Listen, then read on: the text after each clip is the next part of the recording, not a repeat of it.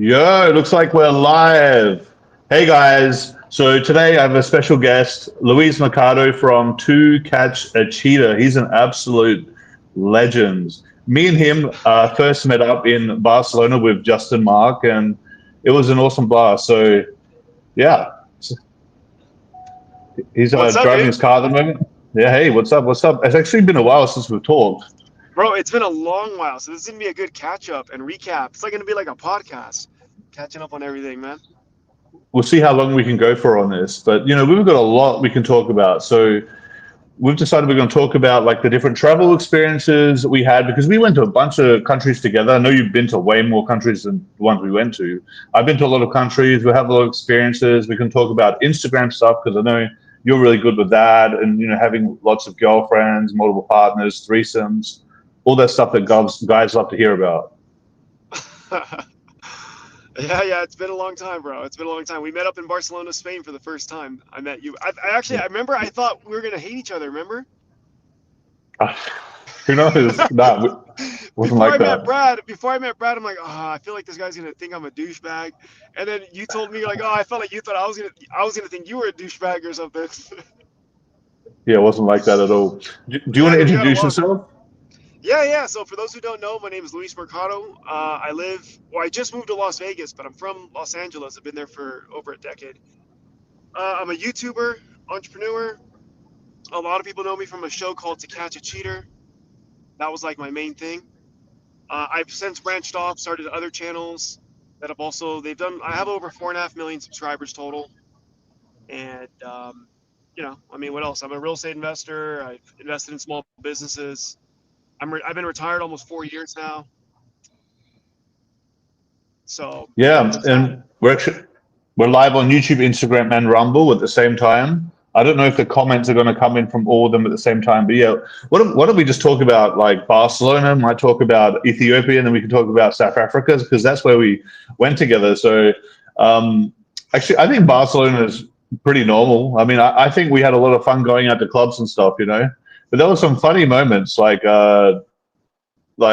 you were recording me, what was that with that girl and that guy on that scooter thing? I can't remember what it was called. It was like a tricycle. That was a funny moment we had there. Yeah.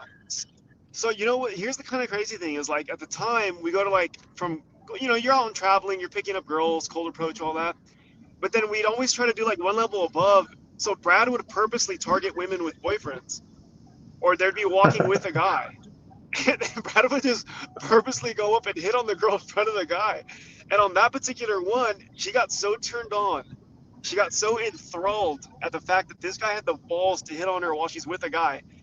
And she ended up going off with you, right? In the tricycle, and like one of those little guys waiting outside the club to pick you up. Yeah. But you recorded some of that. That's in my Barcelona infield video. And that's not Yeah. even the craziest story. The craziest story is in Ethiopia, but we'll talk about that later. But bro, I remember there's some crazy stories of you. I was just walking out into the corridor and I saw this girl walk into a house like by herself, and she just like walked into your room and you like put your head out and like said shh or something. I'm like, what the hell is happening there? And you apparently like pulled some girl without having met her yet and got her to walk straight into your room first time you met. So I thought that was pretty funny. Oh, dude, I was such a dog back then. So the thing is this, and this is one of the reasons. I guess I talk about social media a lot because dating has changed. The internet's made everything accessible. But at the time, I was really popular on YouTube, so I had a bunch of girls in my DMs wanting to meet me. And you can call them fangirls. I call them a good time. But yeah, this girl messaged me. She's like, "Oh my God, you're coming to Barcelona. I want to meet you." And then I was like, "Yeah, I don't know. I'll be busy. I'm with my friends." And then I gave her instructions that if you're gonna meet me, you're gonna come straight to my place. And I told her, "I don't want you to say a thing. I want you to walk in the house. Here's the instructions. Walk through the gate. Walk into the house. The first door on your right is a bedroom door. Open it. I'm inside in bed, and just come straight to bed." That's exactly what she did. So I thought you and I think Justin was giving a speech or something in the living room because you guys were running a boot camp, and the Yeah. door just opens and everyone turned and saw this girl walk in, and she was like shocked, and she goes, Luis, and then they're like, and they just point, and then she goes, okay, and then she just opens my bedroom door and comes in. and just straight to it, dude. Straight, not one word, not a conversation. How was your day? Just straight to business. It was awesome. It's actually rare that you have something happen with a girl where you have like zero dialogue. I mean, you had dialogue in text, but I've had like some girls I pulled from Tinder with pretty close to zero dialogue, where I'd meet them at the front and I knew it was on, and I would just like say, come, and I'll just walk them to my room, and we would have zero conversation. I was just like on them the second we got into the room, and literally the conversation was come with me. That was it. Like, so it's pretty crazy, yeah. But that's not normal. That's not. That's not normal. No, that hardly ever happens. Well, you know what's crazy? So when we talk about all the attraction signals when you meet a girl in cold approach, and she has to see who you are through your actions. It's a longer process, but if a girl meets you via Instagram and your life's on display, where she can kind of see the social proof, she knows other women want you, she finds you attractive, it's kind of like straight to business, I guess, with these girls. Because I don't know if you remember, I took a plane to Palma de Mallorca. Oh, you went to an island. Yeah, you went to some island. Yeah. Well, there was some bodies waiting for you. Yes, dude. There's 3. I wish I would have brought you guys, because she had 2 friends that were just all about it. Oh yeah, you told me about that. Yeah, dude. They were all on this rollerblading team, and they would travel around and do these things, and they happened to be in Palma de Mallorca. It was like a $40 ticket. So I went down there, met with them. Those were very good memories. Yeah, and I know we're not into black girls, but we both actually went to Ethiopia together, and that was a pretty interesting experience. I think I'm the one that convinced you and Justin to do that. Yes, you did. I tell the story to this day because people always want to know how the heck I ended up in Africa or in Ethiopia. So, for everyone who doesn't know, we had a really good time. I think we spent like 8 or 10 days in Barcelona. And then we're like, well, where should we travel to next? We talked about Amsterdam. We talked about going all these places. And then I think you suggested, let's go to Africa. What? Why would we go there? When am I ever going to get the chance to go to Africa again? So I said, you know what? I'm down for Africa. And then all these flights had layovers in Ethiopia. So then I think you were the one that suggested, oh, why don't we just stop in Ethiopia? It's been like a week there. And we're like, Ethiopia? No, man, that's gross, No, the women there are hot. So Brad ends up Googling images, Ethiopian women. And I guess the girl that popped up was like some supermodel from the US who happens to be of Ethiopian descent. So then we're like, damn. And you're like, that's what they all look like out there. So we ended up taking that trip to Ethiopia, and it was not that. It wasn't like that, no, but it was still funny, nonetheless. Yeah, it was fun. It was a lot of fun.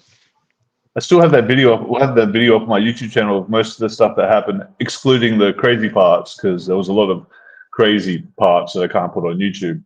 Yeah. But yeah, I remember that there was a bar we were going to all the time, and there was a girl that worked there, and every time we went there, she'd be eyeing you off, and you ended up pulling that girl, or something like that. I remember some girl was doing some radio show thing, and she knew. She had heard of my show because, she's on the internet. Not everyone out there has access to internet. This girl's pretty like westernized and Americanized. So like that's the one I remember. But I remember you said after you leave Africa, you're going to unfollow all the girls.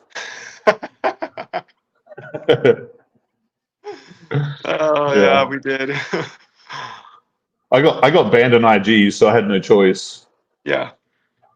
Yeah, and you actually with me when I got banned. It's crazy, dude. We're on mid live stream. We'll like doing a live stream just like this, and then it just like terminated halfway through the live stream. But that was in South Africa. But yeah, you remember that video you filmed of me? Because I was talking to this girl with a guy, and I think it was her boyfriend, and she was like kind of telling him. I think she was telling him to go away, and then like you managed to get the clip when she's telling him to go away, and then she's coming to sit on my lap. Yes. Not only that, I got the video of the following morning. In the bedroom, I walked into your room, and it was her and another girl passed out. You're laying there. You remind me so much of Will Ferrell from The Wedding Crashers. It's like, I still got it. So I opened the door, and you had these 2 girls, and I zoomed in on her wedding ring. Do you remember this? I can't put it on YouTube though, because it's like those kind of clips get you. Yeah, dude, it's very piggish of us, but that was amazing, dude. I was like, I remember being at the club, and I'm like, I'm surprised this guy isn't attacking you. But I don't know, in that country, Yeah, they were scared of you or something, because that girl yeah, literally they weren't shoving her violent. boyfriend off and sitting on your lap and putting her arms around your neck, and I'm just like, oh my god, like this is crazy to witness. It's hard. Yeah, you filmed that video for me. I ended up putting it on my IG, and I got some good views on that video. But yeah, it's a pretty funny moment. I don't really remember it that well because like I've literally since then I've been with like a new girl almost every day since that day. Like it's been insane with my life, bro. Like I've been in Asia, Africa, Dubai. I went over to Europe, went to Portugal, Amsterdam, Belarus, and just yeah, as well as Brazil, Mexico, Costa Rica, Peru, Mexico, Philippines, Thailand, Australia, Indonesia. I went to all these places, and Everywhere, everywhere man. I've been going, it's pretty much been getting laid like almost every day, if sometimes more than once a day. It's been absolutely insane. I know Justin is just as crazy as me. He's just as addicted to sex as I am. I don't think you're more like okay of getting a one or two new girls a week, but they're very high quality, you know. But you've got the you do very well at the Instagram and high attracting the girls from the highest status social circles. I think, Yeah, even you know, though it's I kind of don't crazy, think man. you do social circle game. I've gone full circle, and I kind of just I've gone down to like dating one girl at a time. As weird as Fair that enough. Fair sounds. enough. Well, that's good. I mean, they're obviously very high quality. I actually prefer to do that sometimes because it's sometimes you're hanging out with a new girl and you're just thinking, I would rather just be with my favorite girl. And then you meet the next girl and you're like, she's great, but I'd rather just be my favorite girl. So, because after you've been with so many women, you really appreciate the ones that are like 1 in 100 type girls, 1 in 1,000 type girls, you know? Yeah, and I mean, like, look, I'm 38 now. You know, I've calmed down quite a bit, I guess. But But dude, I'm like 37, I think, 36 or oh, you're 37. right I haven't behind even me, calculated. and you're still an animal. Yeah. Yeah, man. You're So, aging quite well, though. yeah, yeah. You know, I think it's nice having options. I think it's nice to have like I know I feel like it's nice to know that if you decide to date a girl, you know, there's like that whole idea that like it can almost be a false sense of security that you have a bunch of women. So when you're dating a girl, it doesn't matter what happens because you have other women, right? And then some guys are like, oh, I don't want to put all my eggs in one basket because then one is too close to none. But the truth is, dude, like if I'm talking to someone, which I'm talking to someone right now, and if things don't work out, I have zero backups. It doesn't even matter. I'll just start over. But I'm not going to act insecure or needy because of it. You know what I mean? Because I just know who I am at my core, and like it's getting girls is not even a thing anymore. It's like making money was such an important thing until you make it, and then it's just like something you do. And getting girls used to be a big thing when I was younger, but dude, I've been doing this since I was 14. I'm 38. It's like 24 years. That's a It's long just time. like at a certain point, it's like, dude, this is just routine. Like I can go out right now to the mall I was just at and pick up girls right now. So, this bitch, like, you better behave, girl. Like, or I will replace you. So you do a lot of cold approach. You can do cold approach still. You still might consider Oh, you that. know what's crazy? Not as much. I was never really big on cold approach in the first place, but yeah, I can, and it's so much easier. It's so much easier these days to do it because it's a very most guys don't do it anymore. So Yeah, no, they're doing this. It's crazy, and it's getting worse and worse. I think yeah, TikTok and these social media platforms and the emphasis on online dating stuff and all the victim mentality, red pill. If you combine that all together, I think, and there's more elements, obviously, like coronavirus fuck people hard. All that stuff is just like pacifying men, and men are prefer to just like blame everything on everyone else, or they just don't. They're not trying to improve themselves. It was Mhm. bad 10 years ago, but it's worse now. So Yeah, that yeah, actually no, makes cold approach better because it makes you yeah, stand out more. because nobody's doing it. So if you do it, the girls are like, "This guy's ballsy. This guy's like an actual man." It's funny because I would say that 10 years ago that'd be ballsy to do it, and it was, and it's even amplifying now. It's getting more and more important. Um, I think there's statistics on the younger generation having less sex than the previous generations. It's Like the amount of insane, sex bro. having is going lower and lower and lower. It's insane. And they go, "Oh yeah, this percentage of guys, and it's pretty high, haven't had sex in over a year." I'm like, what? Like, what are they doing? Like, what are they? Like, that is my biggest motivator in life for anything, for the gym, for success, for finance, for like everything. Is just like, what the fuck, dude? What do you do? Yeah. Guys, ask us questions. There's only, I don't know, I think there's more people than four in here because I don't think it's adding up all the different platforms. Mhm. But ask us some questions here, guys. When you ask questions, we'll get to them. There's only one question here so far. We'll get to it later because it's not a very important question, to be honest. What was it saying? But Something yeah, silly? there's more questions coming up. What? Yeah, we'll get to them later. So we didn't talk about South Africa. I know that, so you really wanted to go. The reason why we went to Ethiopia is because you wanted to go to South Africa and Ethiopia was on the way.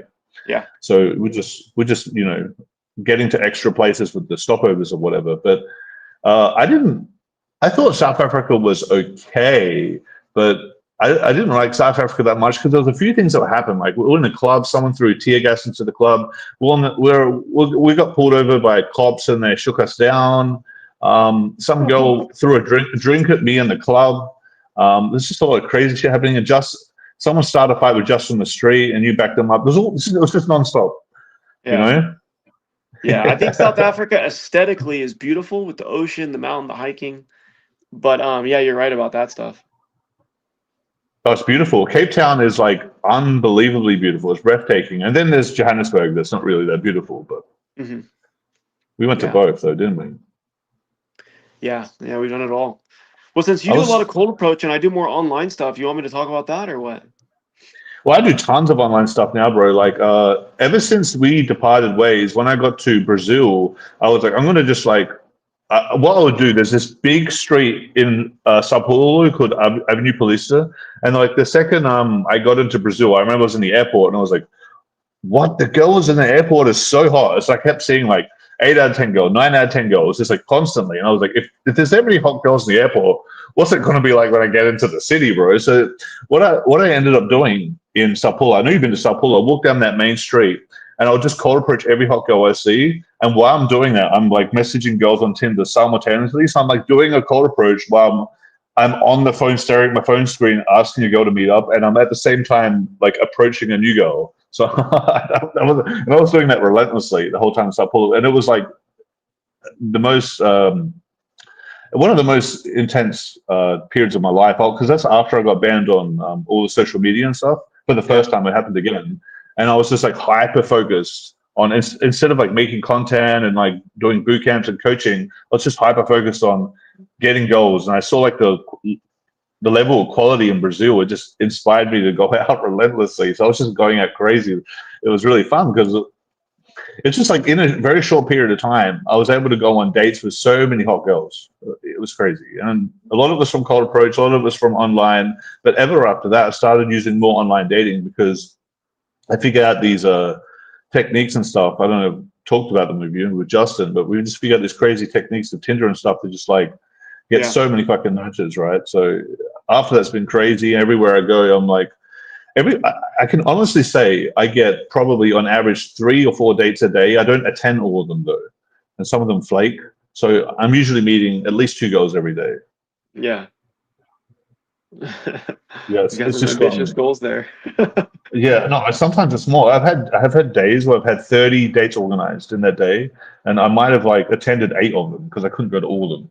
And it was just like the whole day was just like a constant struggle of like figuring out logistics and who's coolest, who I want to be with. It's just like crazy, dude. But this is usually in cities like Sao Paulo, Mexico City, Lima, Peru, Bangkok, Thailand, Jakarta, Indonesia, shit like that. Places where there's a lot of volume, right?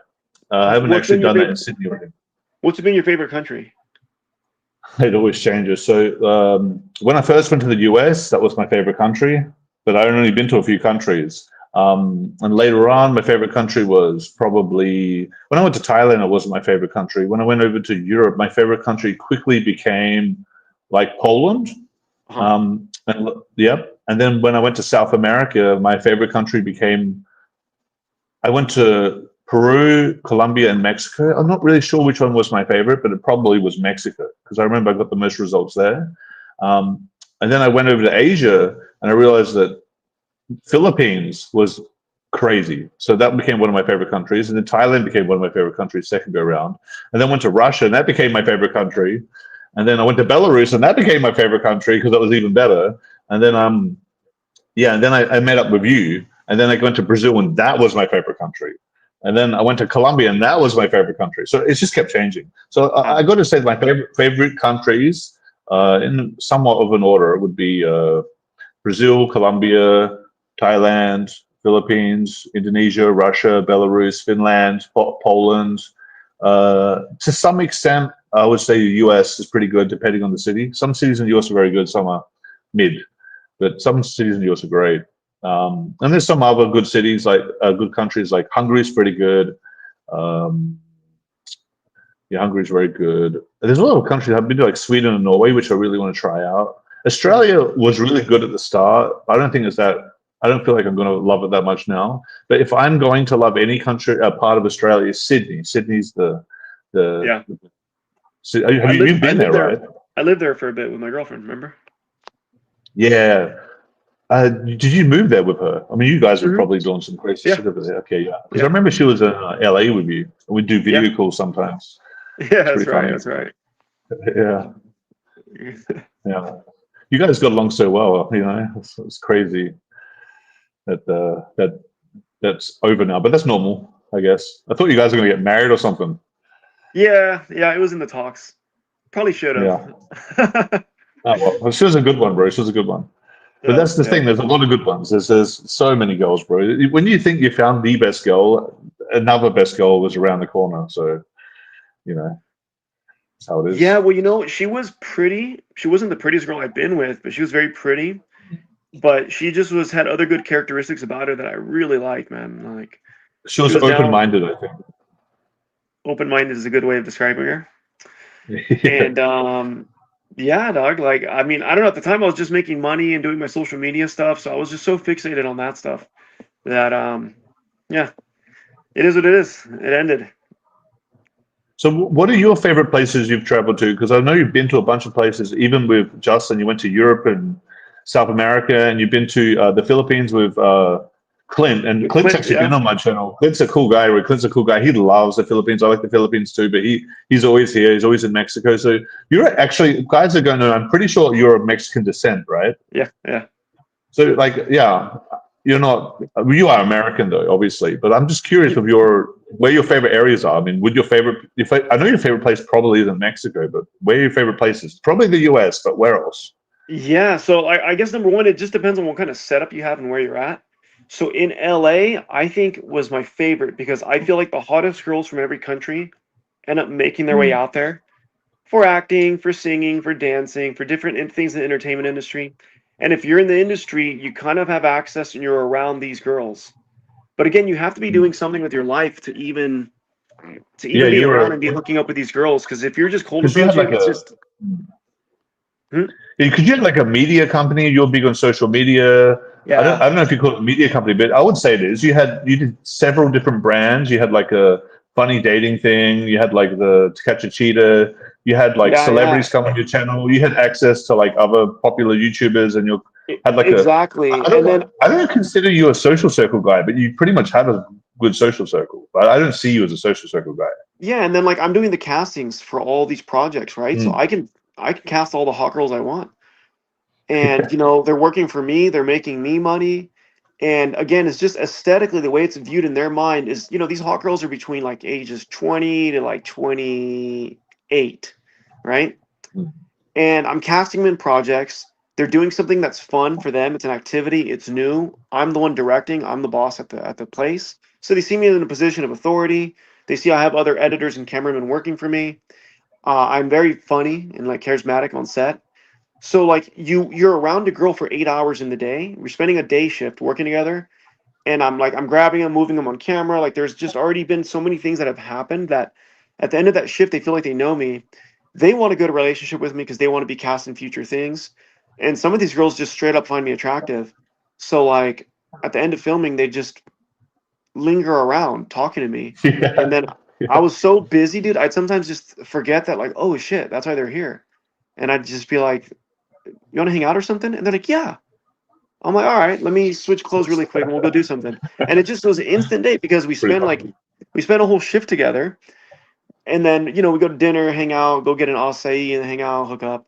And it's just like, Luis is just a cool guy in that environment. So if you're in the industry and you have a nice setup and you're making good money, LA can be a very, very great place. Right? Outside of that, traveling, pure cold approach, I guess. Bro, you mentioned Poland. I really like Poland, and I was only there for 3 days. Well, dude, 3 days? That's it, man? Dude, I think one of the most attractive girls I've ever been with was from there. And we ended up hanging out. We ended up meeting up in Iceland. So we hung out in Poland. We did our thing. And then my birthday was coming up in December. She bought her own plane tickets. I bought my plane tickets. We met up in Iceland. We spent like 3-4 days out there. And she was very good, dude. And I also, when you're just flooded with shit, dude, you just don't even care. You're flooded with so many girls, you're like, it's whatever. But Poland was awesome, dude. So as far as Europe, I really like Poland. I didn't like the UK. I didn't like the UK either. I think Amsterdam has really good potential. Where else? Greece. So the thing is, the first time I went to Amsterdam, I didn't like it much. The second time I went there, I got 3 lays in 3 days. So I was like, what the hell? That's pretty good. That's pretty decent. But 2 of them were Latina. One was a Dutch girl, and 2 of them were Latina. But this was right in the middle of COVID. Like, that was when everything was locked down. And I managed to get laid every day while COVID was happening, and no one could go outside. You're thinking, how the hell would you get laid when no one can go outside? Well, I have an actual good story about that. I picked a hotel that had a bar. And I think I saw it on the thing that you can bring a guest to the bar, but only one guest because COVID. But because you can actually invite a guest to the hotel, you're allowed to have one guest. That means you're allowed to have one guest in the bar. So what I did was text all the girls saying, "Oh, I know where the bars are closed, but I actually know a bar that we can get into." And the girls were like, "What, really? I want to go to a bar." I'm like, "Yeah." And I just invite them to my hotel bar. So like heaps of girls were keen on that idea. And all it was getting the girl would meet up, and my room was just upstairs. So that was really easy. And I had like zero competition because no other guys was legally allowed to invite the girl to their house. But I was. Yeah. Nice. Yeah, so as far as European countries, man, I like Poland, and I want to say Greece, but Greece was a lot of tourists visiting because we're going to like, what are the islands? I don't even remember the islands we're at. Because you land in Athens, you can take a boat over to Santorini is one of them, but the other one, what's the popular island out there in Greece? It's going to hit me later. I love Greek mythology. That was cool, but there's like girls there from Canada, from the US, all these places. So whenever you're traveling and you end up in these tourist spots, tourists are there. There was one girl from Greece that I met through social media. Stunner, dude, like a straight up dime. It was amazing. So that's about the extent of Europe. South America, I really like Colombia, bro. I like it more than Mexico. I think, maybe because it's different. Mexico's pretty good. I feel like where you're from, you don't necessarily like the most. So, yeah, I guess. Because I like Sydney, Australia, and it appears like you think it's whatever. I think Sydney, Australia is great compared to all the other places in Australia. So I do like Sydney, Australia. I always talk well about Sydney, Australia, but when it comes, if you talk about Adelaide or Melbourne or whatever, I'd say, it's not that good. Brisbane's all right. But yeah, I think there's just other places that are more insane and have more potential. But yeah. Yeah, I think in Colombia, you can set up shop there pretty easy. It's more, there's a section of Americans that live out there, and they all kind of end up in the same spot. In Medellin. Do they go to Medellin? Right? The thing, I feel like these guys don't know what they're doing because they all go to Medellin and they all go to the place where all the hookers are, and they're so oblivious. Like, I don't know, Justin agrees with me on this, but there's Bogota's the capital, has the most people, and I find that the girls there are fairer skin and whiter, and I don't know if that means they're more attractive or whatever, but I find them more attractive. The Latinas that are white, there are more of them in Bogota, and there's this bigger population, and there's the English level there's better. And there's less there's less gringos, so there's less competition. The girls are more excited to meet someone who's a gringo, and they're less likely to be prostitutes or to scam you. So I found Bogota to be a lot better in that regard. Even though Medellin's still very good, I'm just comparably, I think Bogota's better. But I feel like for social circle, Medellin's a lot better. I haven't been to Bogota, but I've heard the same thing, that the women are classier, they're better. It's like a little bit more money or something. And Medellin could be much of a party city. I'm not into any of that prostitutes or drugs or any of that stuff, so I won't ever even attract those kind of girls in my life. But I think Medellin, the girls are just very friendly. I think cold approach is Mm. great. I'm bilingual. Spanish is my first language. So it's really easy to go up to a girl and, I'm saying, oh, disculpa, pregunta estoy buscando. I'll say this in Spanish, but I would do it like, excuse me, English? And they go, oh, no, no, no. I'm like, oh, está bien. I'm like, I'm looking for my girlfriend. I saw her walking around here. I don't know if you can help me find her.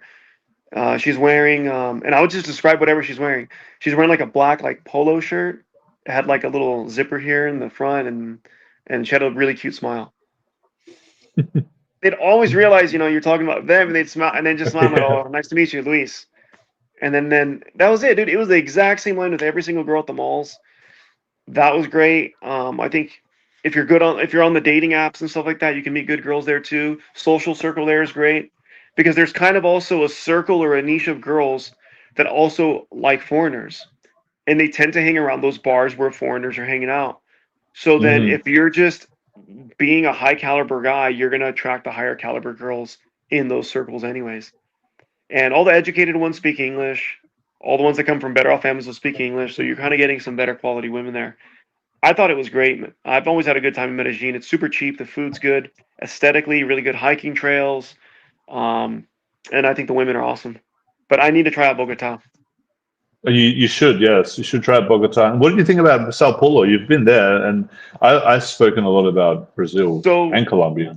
the only thing I don't like about Sao Paulo is you got like 5% of the population speaks English. I don't speak Portuguese. So it is harder in that regard. Sao Yeah, Paulo, we're on the same level with the language stuff, then, aren't we? Because you have an yeah. advantage with Spanish. Aesthetically, Sao Paulo is beautiful, dude. Like it is beautiful for anyone who likes martial arts stuff. Like it's a huge jujitsu community. The beaches are awesome. The food is awesome. The same thing. The Well, hiking some of the stuff's best awesome. food in Sao Yeah. Paulo. They have real As far quality as Japanese food there too. the girls did, I didn't really get to experience too much of it. I had one girl that I was talking to from social media. She was like on Mm. TV and stuff. She was a big Oh, TV girl. she was Yeah. your tour guide. Yes. Yes. Yeah, yeah, yeah. I heard about that. She was real hot, and she was like, she was basically catering to you guys, which Yes, is dude. most guys would blow their minds. Like a girl from TV is very hot, and she's going out of your way to make Yeah, sure that yeah. you're having a good time. You know, it's Yeah, great. dude. I And she wasn't threw there some though. I wasn't there. I I wish know I that was was. great, dude. She was also very attractive and bomb killer body, dude. That was awesome. But like she was bringing us to places or trying to introduce girls to my friends. So I'm like, well, I don't want to blow what I have going with this girl. And honestly, I was fine Mm. with just hanging out with her because we threw some parties, girls were coming over, and some of these girls are just I'm not even an exaggeration. They were begging, like translating on Google Translate, asking me if I want to have sex with them. Not for money, not for just they want to have sex. They Oh, dude, because I saw that on Justin's YouTube channel. He had yeah, videos, and he's he was with a edifying who I girl, and am. she Mhm. was like pointing, she was out pointing at you, and he's like, "Do you want to have sex with Louise?" She's like, "Yes," and you're like, nah, I'm busy," and she's like, "But I want," and I remember Justin was filming the girl saying, "But I want Louise as well," and you're like, you're kind of like playing it off like, "Nah, I'm all good," and the girl's like persisting, and then Justin's like, "You should go into his room," and the girl just walks into your room. And it's Yeah, I like, never had sex with "Hey, her. I never had sex with her. yeah, I know." And then she wanted to take pictures with me because the thing is this, right? So if you're 4.5 million subscribers, it's whatever to me now. It's been a long time. In America, that's cool.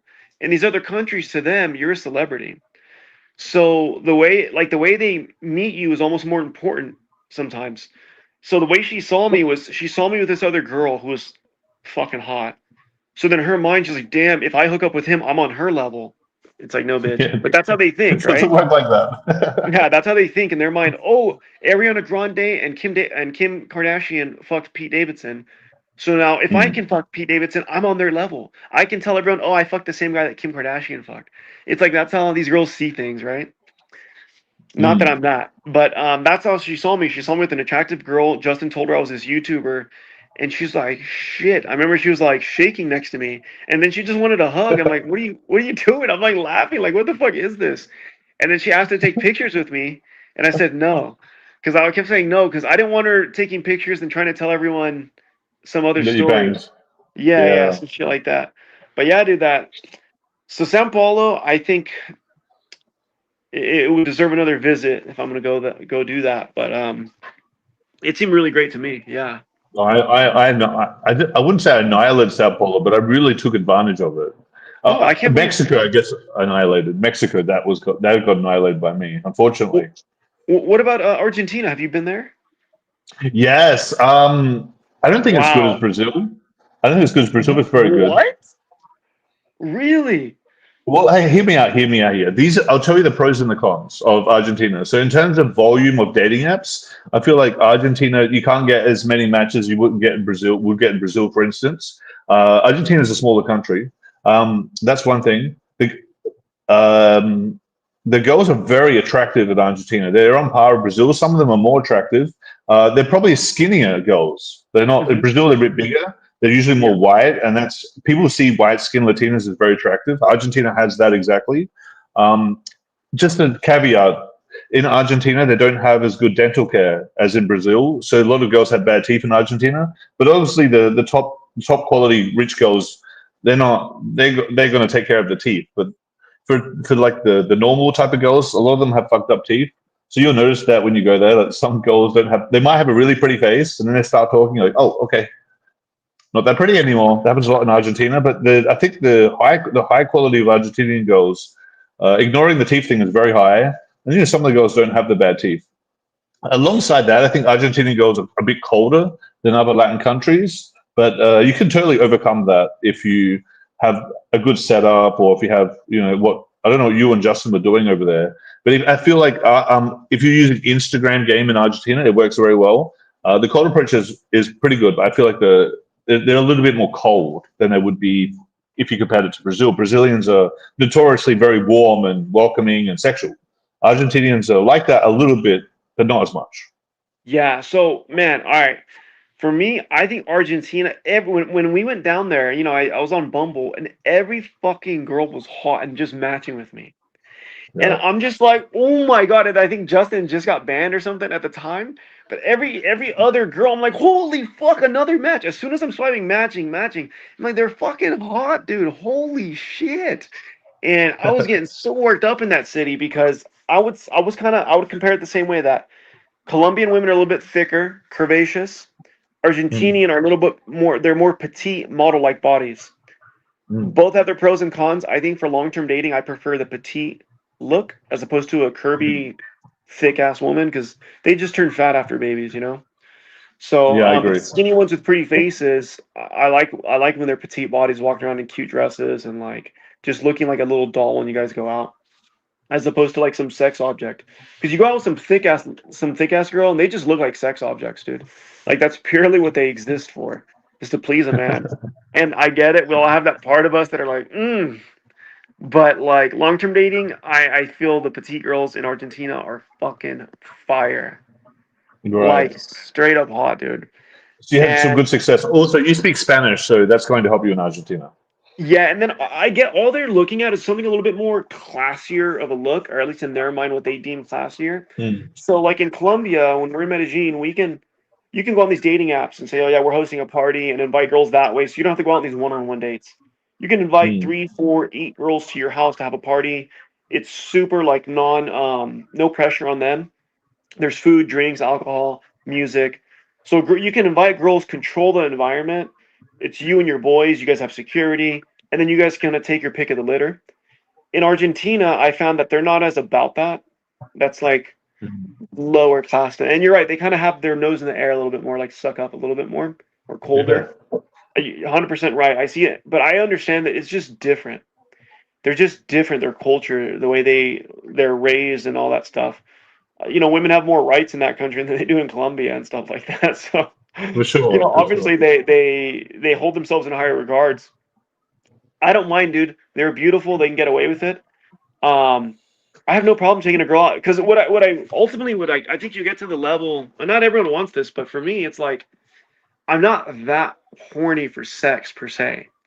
I want an attractive girl, and if it's a little bit more work, that's totally fine for me. Because if it takes 2, 3 dates of hanging out with this attractive girl doing things that I want as a tourist, I'd rather that than get a new girl every night that's like just mid and yeah, you know. So but I always know they're there if I ever want that. So Argentina, I think I want to spend more time there. We did 1 week. I don't know if you heard the story. Did Justin ever tell you the story? What happened in Argentina? And maybe you can tell, you can retell it. I'm All sure right, it's I'll share interesting. this, man. This is how many people are listening right now? Do we have like at least 10? There's 9 on YouTube. There's more on Instagram. There's more on Rumble. Okay, So so if I add it up, Argentina, dude, this is such a big story. When I was doing this last traveling, I'm like, this is gonna be the end of it for me, boys. And I told all the guys that. I'm like, this is it for me. I'm not gonna. This is just not fun anymore. I've been hooking up with too many girls. It's just, I don't know. I think I was like 35 at the time or something. I'm like, this is it. So this is our last run. And when we'd gone to Argentina in the summer, I met these 2 girls, right? Then I hooked up with one of them. The other one wanted to hook up with me, but she's like, no, you hooked up with my friend, so she didn't want to. But then she like made out with me and stuff. It's so funny, girls. So then the next time I went, I invited both of them out. So the one I didn't hook up with, because they were both agreeing that they're going to hang out on Saturday. They're going to come over. Like, we're going to all go out to clubs and stuff as a group, because there's a big group of us. So the one I didn't hook up with was like, oh, you know what? I can come Friday instead. So she came the day before, stayed the night, left home. Saturday, they both came over, but the other one that I hooked up with in the past didn't know that I now hooked up with a new one. So there was a little bit of tension when she found out. I'm like, aren't you guys best friends? How did you not know? And she goes, oh, she lied to me and told me you guys that we're all going to hang out on Saturday, but she snaked me and came over on Friday. And I'm like, well, look, it's not a big deal. Like, you guys know we're on vacation. Like, do we want to spend our time being upset with each other? I get that's kind of a thing your friend did, but like, it's not worth being upset. Let's just enjoy our time. Anyways, they both agreed. Keep going, yeah. They both agreed that they were going to share me that night. And I told them in advance before they come over. I said, listen, I'm trying not to say their names because this turned into a whole thing. But I'm like, are you okay if she comes over? I just want to make sure. She goes, 100% I'm down. And then I told the other one that came over on Friday, I said, hey, just so you know, your other friend is coming over. We have a history. Like, if you're going to stay the night, we're all sharing the bed. You understand what I mean, yeah? She goes, yeah, I'm totally down for that. It's fine. So then I had both of these girls. We go out to the club. And, having girls gets you more girls. So Justin had brought like a handful of girls. The other guys had brought a handful of girls. And when we're at the club, these 2 girls are making out with each other. They're making out with me. They're dancing with me. One's behind me, massaging my shoulders, sitting on the booth. Like, massaging my shoulders. I'm sitting down. The other girl's dancing on me. So I'm just looking like a straight-up G. And because of that, these other girls that were part of our group see them making out with each other, and they're hot. And they see them making out with me, and they're like, damn, he must be the guy. So then they start coming in. I start making out with the 3rd one. And then it becomes a thing, a 4th, a 5th one. I had 5 girls all wanting to have a big ass fucking orgy with me, right? So, so this is where this is gonna be one of the most epic nights of my life. So we go back to the crib, and one of the girls is getting too drunk. The girl I hooked up with on Friday. That one was getting too drunk. So we get back to the house, and we're gonna go upstairs and do our thing. But the other guys are trying to talk to the other girls. And one particular, I remember seeing this. I was on the stairway, and my buddy Trey had a girl that was sitting on his lap. And he's like, oh, come on, let's go up to the room. And she's like, oh, I want to go with your friend. And I hear him, right? Because I'm on the stairway. And she goes, well, my friend, what friend? And I see her pointing, and she's pointing at me. And she's like, I want Luis. And then he goes, oh, man. He's like, all right, we'll go with Luis then. But this girl wanted to participate in the threesome we were going to have. So then it was going to be, foursome. And then another girl wanted to participate. It's going to be a 5-some. And then another girl wanted to participate. So it's going to be 5 girls and me, right? And we're trying to figure out where to do this. The only room that makes sense is my room because I have the master bedroom. And then it turned into all the guys are coming out to me. Trey, Justin, like, I'm trying to think of who else was there. I think Clinton had his own girl. But they're all like, hey, man, what the fuck, man? Let us be a part of this. And I'm like, well, what are you going to say, man? The girls chose, like. And they're like, Luis, don't be like that. Don't take them all. Tell them that we're all going to do it together. And I'm like, no, man, that's gay. I don't want to do no group stuff. Like, and they're like, come on, dude, you're being an asshole. You're going to take all the women. And they're just. Guys only want to do group stuff if there's a lot of girls there. If there's not a lot of girls there, they no longer want to do it. Yeah. So it was supposed to be me and 5 girls. And I'm like, you know what, dude? I've lived these things. I don't really care much for it. It's going to be fun. But like, I'm like, all right, you know what, dude? I'm going to do one for the team. But none of you motherfuckers better look at me in my eyes or touch me during this shit, or it's going to get violent in that room. Like, I'm gonna have all the lights off. I don't want you guys looking at me because I'm just not into that shit, you know? So then the one that was drunk was passed out on my bed. All of us go up there as a group now. There's like 8 or 9 of us joining in the room. And then we're trying to wake up the girl that's all drunk and angry. And we're like, hey, go to the other room. And she's like, no, this is my bed now. And we're like, hey, we need you to leave because we're about to do something. You don't want to be a part of it, so you have to go. And she's like, no, I'm not leaving. Yeah, get rid of the drunk girl. Yeah, so she's like, no, I'm not leaving. And we're like, all right, well, fuck it. We'll just do it around her. So she stays in the bed. All the girls get naked. Everyone starts jumping in the bed and under the covers. And she wakes up, dude. I'm not even joking. She's like passed out. And she wakes up and looks over her shoulder and sees all these naked ass girls. And everyone's like about to start hooking up. And she's like, hey, what are you guys doing? I'm like, what the fuck? And she gets up and leaves the room. And we're all laughing. We're all laughing, dude. And then she comes back in angry with her phone on and starts recording all of us. I'm in my underwear. I have my chick. These guys are all doing their thing. And then we're like, what the fuck are you doing? And dude, it turned into a big old fight where the girls started fighting with each other because they tried stopping her. So then she punched one of the girls, so then punched her back. Oh my god. Have you not heard this story? No, I did not hear this one. That's crazy, dude. Yeah, dude, and Justin recorded it all for like everyone's safety. Everything was recorded. So we all have the footage. But I want to see that shit. Obviously, you can't put that online. No, I can't. I can send it to you if you want to see it. But yeah, that'd be funny. Yeah, dude, but either way, Argentina is like the spot to be in. I'd say it's a toss-up between Argentina and Colombia for South America, depending on your preferences.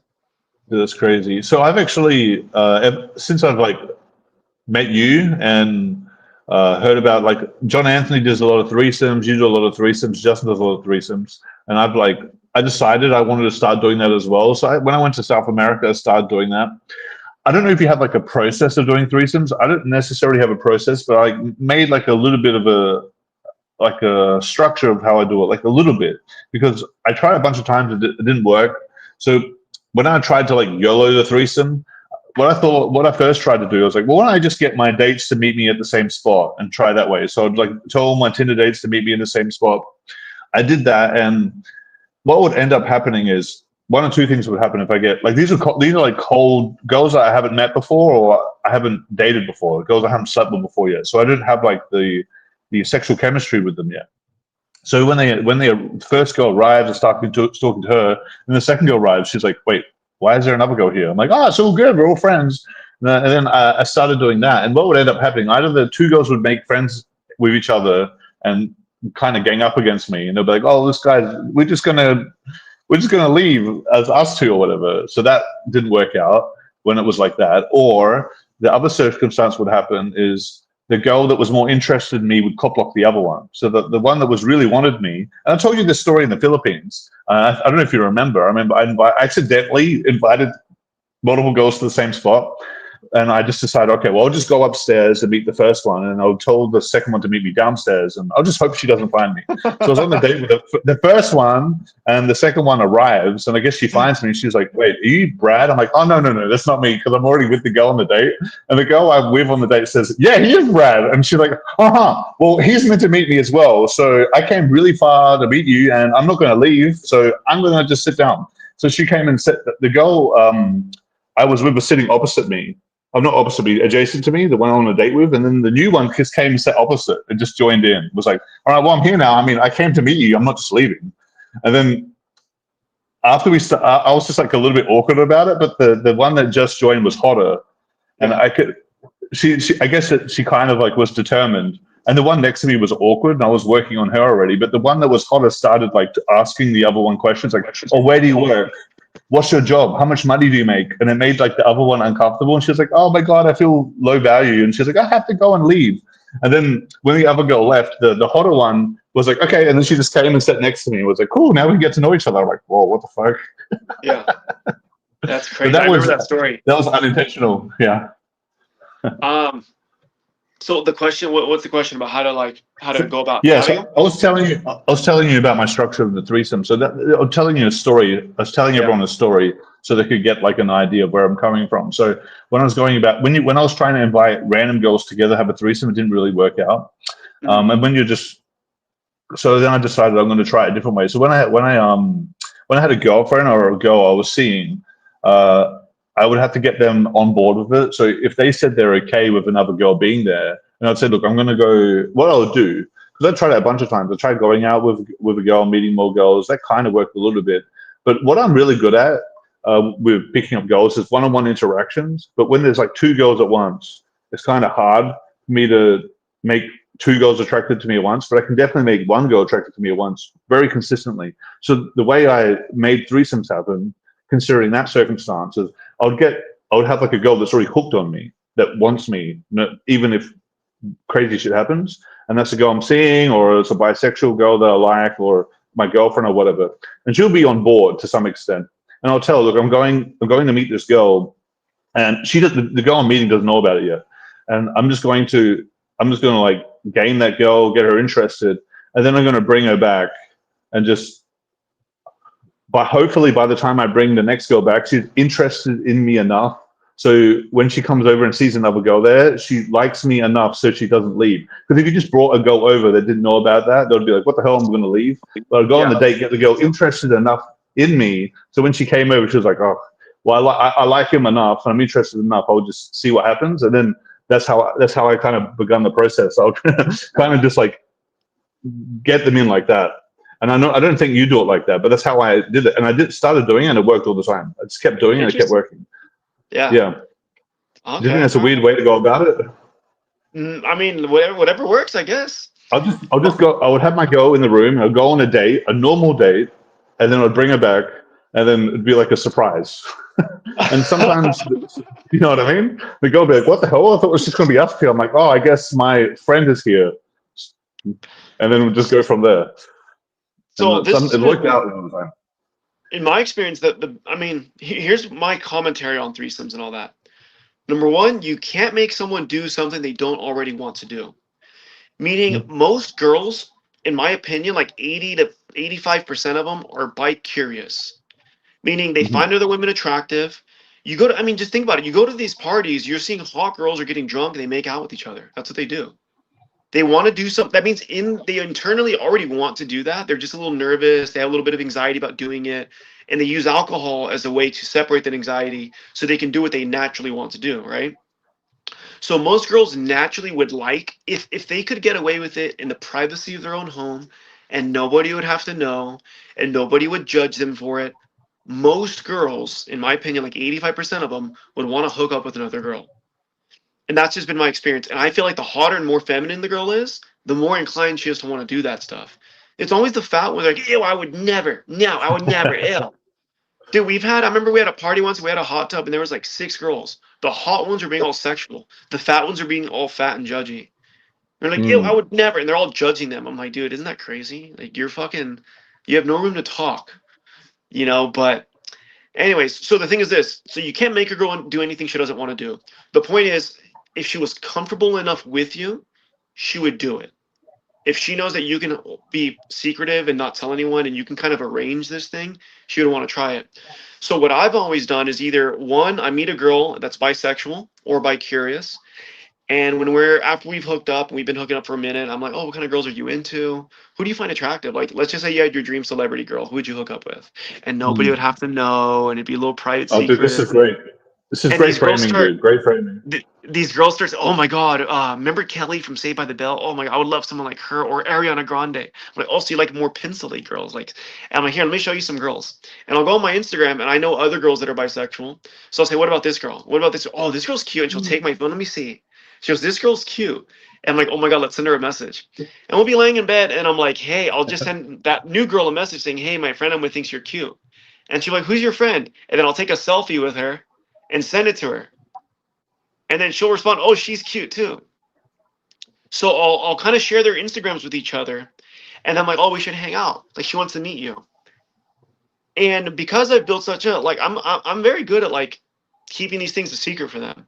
You know what I mean? Like, I'm not going to tell, no one in their friend circles have to know, no one in their family has to know. Absolutely. So then they feel like, well, shit, if I want to do something, this is the guy to do it with, And I really just get detailed about asking them what they're into, what they want to try. Like, what would you be open to? Like, would you want her to go down on you? Would you want to go down on her? Oh, no. What do you think is hot about it? Like, you know what I mean? Just questions like that. And then I arrange it where I invite them out together, or I have them come over. And sometimes they already know what it is, so they'll just come straight over. They always want to drink alcohol. They want a couple of shots because they're nervous, man. They're nervous. They don't know what they're doing. You have to be the guide and guide them to it. So, you can put on music, make everyone laugh. You guys are just joking together. Then you kiss one of them, you kiss the other one in front of them. That's kind of So it. Once that happens, and then I tell them to kiss, and it's all flowy from there. Yeah, so when I got the girls to come in together that didn't know each other, and one of them knows that there's a girl coming, and another one sees it as a surprise. So the girl that's ready for it, my girlfriend, sometimes she's in a bad mood, sometimes she's in a good mood, and I hope she's in a good mood, because when she was in a bad mood, the girl would come in the house and she'd be like, "Hi, yeah, nice to meet you." And I'm like, "Oh God, the vibe's not going to work. She's in a bad mood." But when she was in a good mood, she was like, "Oh, hey, you're so pretty. Come sit down. Are you hungry?" I'm like, "Yes." She's in a good mood. This is going to work, right? Because you can't force people to act a certain way. But whatever. It's really, sometimes she was just excited for it. Sometimes she wasn't excited. So a lot of time it worked out really well when she was excited. I mean, the girls really have to have some kind of comfort with each other. Otherwise, it's not going to work. So you got to get the girls to talk to each other, be comfortable with each other, and then if you want to make sexual things happen, you can just ask some questions, like you said. You think, what celebrities do you think are hot, or what do you show them photos of other people? What do you think of this? What do you think of that? Do you think this looks sexy? And just slowly amp them up so they don't feel guilty about it. And then when they're like somewhat comfortable, with me it's the second girl, because my other girl is very comfortable. It could just happen anytime. I remember there were a few times where the girl that we brought over was boring, and my girlfriend was like, "She's so boring. Can we just have sex in front of her?" And she would just, so we can get rid of her, because she knows that the girl was being boring or whatever, and being like, "I would never do anything like that." My girlfriend's just like, "Let's just fuck and see what she does." And I'm like, "All right." And then the girl like, "What the fuck are you guys doing?" Like, "Well, we're horny. We want to fuck. You want to join in?" She's like, "No." Yeah, that's funny, dude. Yeah, the other thing, we'll do that. But other times it would work out. I want to drop another gem that should be illegal, dude. So one of my exes, I've had two ex-girlfriends that were bisexual, but my one of them, her and I, we would pull girls together, right? So we would go out and meet girls in public, pool parties, different things. We're jumping on these online dating apps, bro. If you don't believe girls are bisexual, I would say more than half the girls we hooked up with were married or in relationships, lived with their boyfriends type shit. But their boyfriends didn't want to do it, or they were scared to tell their boyfriend because he was very judgmental. And what these girls would do, if we met at one of them, we met at a pool, and she had a boyfriend, but he was, she's down in Palm Springs visiting, with her friend. And it's we're strangers. Who the fuck's going to know? We're two strangers that she met at a pool party. She can literally FaceTime her boyfriend. She can literally send videos to her boyfriend, which she was. You're like, "Oh my God, look at my new friend." And she's just showing my girlfriend, not me. So the boyfriend's feeling safe. "Oh, my girl's safe. She's hanging out with girls. There's no boys around." And then little does this guy know, we take that girl home and some other guy's just up in her and stuff. She's doing the most filthy things that he's never got to experience with her because he's judgmental. So the truth is, you can't make someone do something they don't want. And you can't stop someone from doing something that they want. If she wants to do it, she's going to do it. So, for guys that don't believe me when I share those statistics, I swear to God, it's about 85% of women, maybe even more, are bisexual. It all has to do with environment and timing. It's kind of like people "Oh, I would never kill somebody," right? But what if someone broke into your house and had a gun and you had a gun? Well, in that situation, I would. "Oh, I would never cheat on my boyfriend." I'm sure you wouldn't. But what if you were on a plane and it crashed and you guys were stuck on a remote island somewhere and you're with some other guy and it's been over a year? It's look, you're only human at the end of the day. So, bro, so many girls in relationships want to do these things. And their boyfriends are just too non-understanding, too judgmental, too controlling over her sexual desires, that these girls go out behind their back. They get on these dating apps. They match with other women. And they end up having threesomes right behind their boyfriend's back, go home. The boyfriend has no fucking clue. You know what I mean? Because when a girl adds another girl on social media, a guy doesn't even question it. But if you have a girlfriend and she's adding guys on social media, you're like, who the fuck are these guys? I had this story. This girl said, "I can't meet you alone, but I can meet you with my friend." I'm like, "Why?" I'm like, "Because I don't like that." But it was because she has a boyfriend or a husband or whatever. And then she can like video call him and show the girl. So I'm like in the background. She's like, shh. And she's like with her girlfriend. Say, look, I'm with my friend. We're just hanging out, having girls' night. And he's like, oh, but you should be home by yourself. And she's like, oh no, we're just having fun. My girl's just a girl. Look. And he's like, I don't like this. You should be at home. And I'm thinking, oh my god. And then she's like, how can you even say that? I would never beat a guy. And I'm like standing in the background thinking, okay, I'm just thinking I shouldn't say anything. But she's like totally gaslighting him, saying like, well, you know, how could you even believe I would do that? I'm thinking you're doing it right now while you're on this call. But yeah, I've seen things happen in real time in front of me. Oh, Instagram just disconnected the stream. Apparently, Instagram has a limit of an hour. So Instagram stream has finished, but that's all good. We still have Rumble and YouTube. Wait, but is it on am I on live as well on my Instagram, or is it just yours? No, it can't put yours on live. You would have to join it, but you didn't. It was just mine, living us two on mine without yours. Yeah. Otherwise, it would get more engagement, I assume. What was I saying? I was talking about dating, threesomes, girls with boyfriends, girls with husbands, and yeah. Okay, when the girls are cheating, when the girls are cheating or whatever, and they're like having like a wild experience and using their friend for an excuse. Yeah. It's crazy. Like pretty much what you say is true. I've seen it multiple times. I mean, there are girls that won't do that, but I think a lot of girls will, more than people would think. And, it's shocking, dude. It's fucking shocking. Not surprised. It just makes me, more. Well, I'm just more comfortable. It makes me more happy meeting more girls and not necessarily settling down. But when I do have one girlfriend, I do settle down. She needs to be very awesome, right? That's the way I see it. She has to be, for me to stay with a girl and only be with her, she has to be like, I have to want that. And she needs to be better for me than all the other girls. So if she's the type of girl to go and do that, it's not going to work anyway, because I can sense when girls are making excuses and lying. And when she starts to do that, I don't even want to see her. So it would never get to a relationship. But most guys don't have that abundance, right? And they don't have, they haven't been with many women, they don't get it. And they try to control the girls and stuff. So yeah, that's how they end up in that situation. Especially if it's a relationship that's imbalanced, like the guy's like dangling something in front of the girl to keep her there. It's like, I bought her a car or whatever. That shit always happens with guys like that. Isn't that funny? Yeah, when the guys that are keeping the girl around with like status and wealth, or especially with wealth, if they're like buying her gifts and stuff, and that's why she's around, they're not usually that loyal. If the girl is, you got to ask this question: if you lost all your money, you didn't have all the wealth you had, but the girl still will be with you. If the answer is no, it's probably not the right girl. Yeah. Yeah.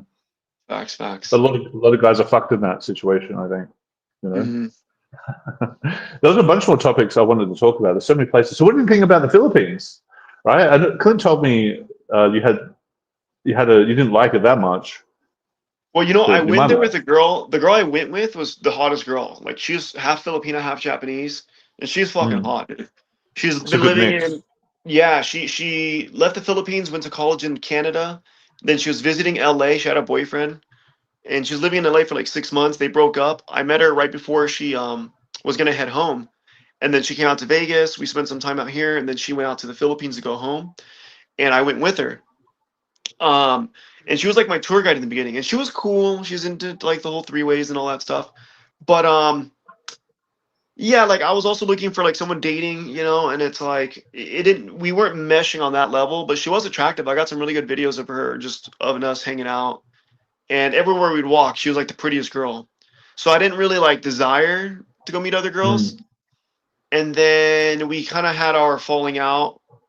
And then we kind of got back together. But anyways, yeah, and then I met some other girls from the Philippines. Look, it's easy to match with girls in the Philippines. It's easy to get dates with girls in the Philippines.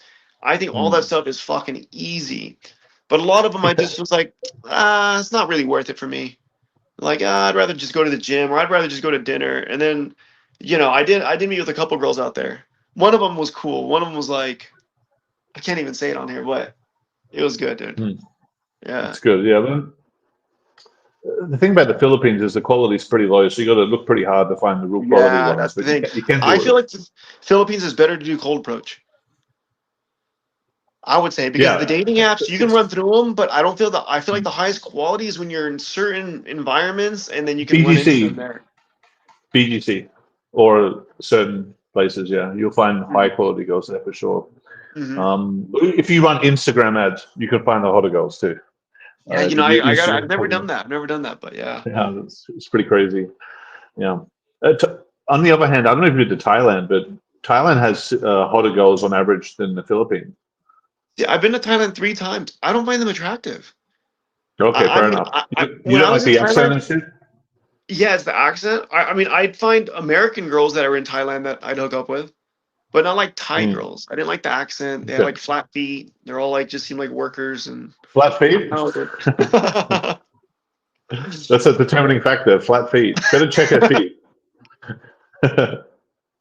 Okay, well, I'm actually going to Japan pretty soon, and that's a place that people usually like girls from. I mean, that's one of those places that girls are really shy and awkward, and people always tell me that, you know, if you're able to crack Japan, you're going to be the first. A lot of guys go to Japan and don't have any success, but I'm going to be going there very soon, so I'm excited. When are you going? Where are you going?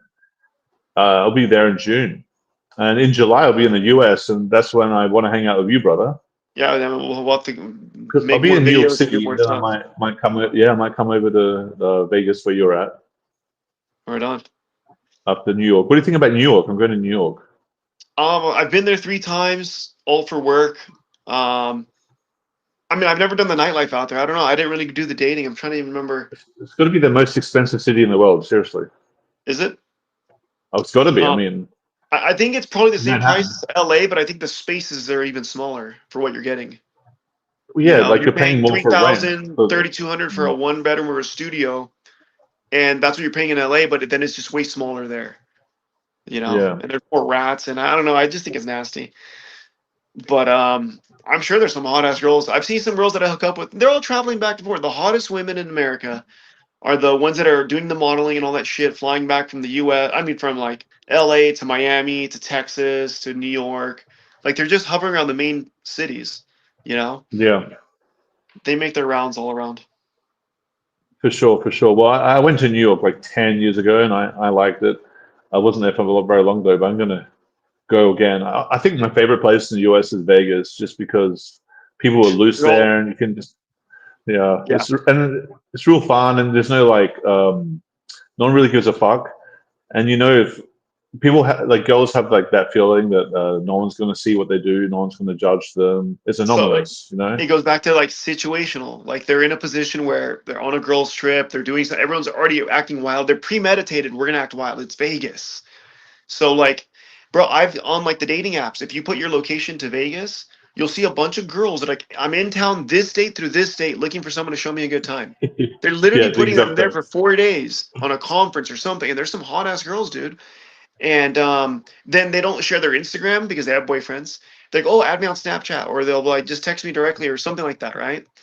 And then those are always a good time, but they're fleeting experiences. But if exactly. If you're down to have fun, it's hard to get real, genuine connections in Las Vegas unless you find the local girls. Exactly, the local girls. And the problem there, the local girls, all the hot ones, pretty much work on the strip. They're all like sex workers. Yeah. In some regard, bottle service or something like. Yeah, indirectly, yeah. Yeah, they're showgirls. They work karaoke rooms, but they're just girls in lingerie serving drinks. It's like you guys are all sex workers. Do you have a social circle set up down there, or you just live and chill? No, I just kind of live and chill, dude. I'm in like Huh? That's chill. I know you got a good spot there. I'm keen to come hang out. Right on, right on. Well, I'm trying to travel again soon, man. I'm going to be taking some fights. I do fighting now, so I'll be doing some more fights soon. Do? And I'll probably take a break. Your Instagram. You're getting real good at it. Maybe who's the other fighter you used to talk to a lot? The Australian guy. What's his name? Oh, Kit Dale. Yeah. You reckon you could take him now? In Muay Thai, yeah. In grappling and all that stuff, not even close, dude. He's levels above. Yeah. I haven't done much martial art. I did a karate back in the day, but that's really not nothing. Should we get to some of the comments now? Because we've been talking for a while. Let's see what's on there. Okay, well, the first comment is this. You can't answer that. No, I'm not on steroids, but I actually did do some TRT. When I have access, I just like a small dose, like 100 milligrams a week.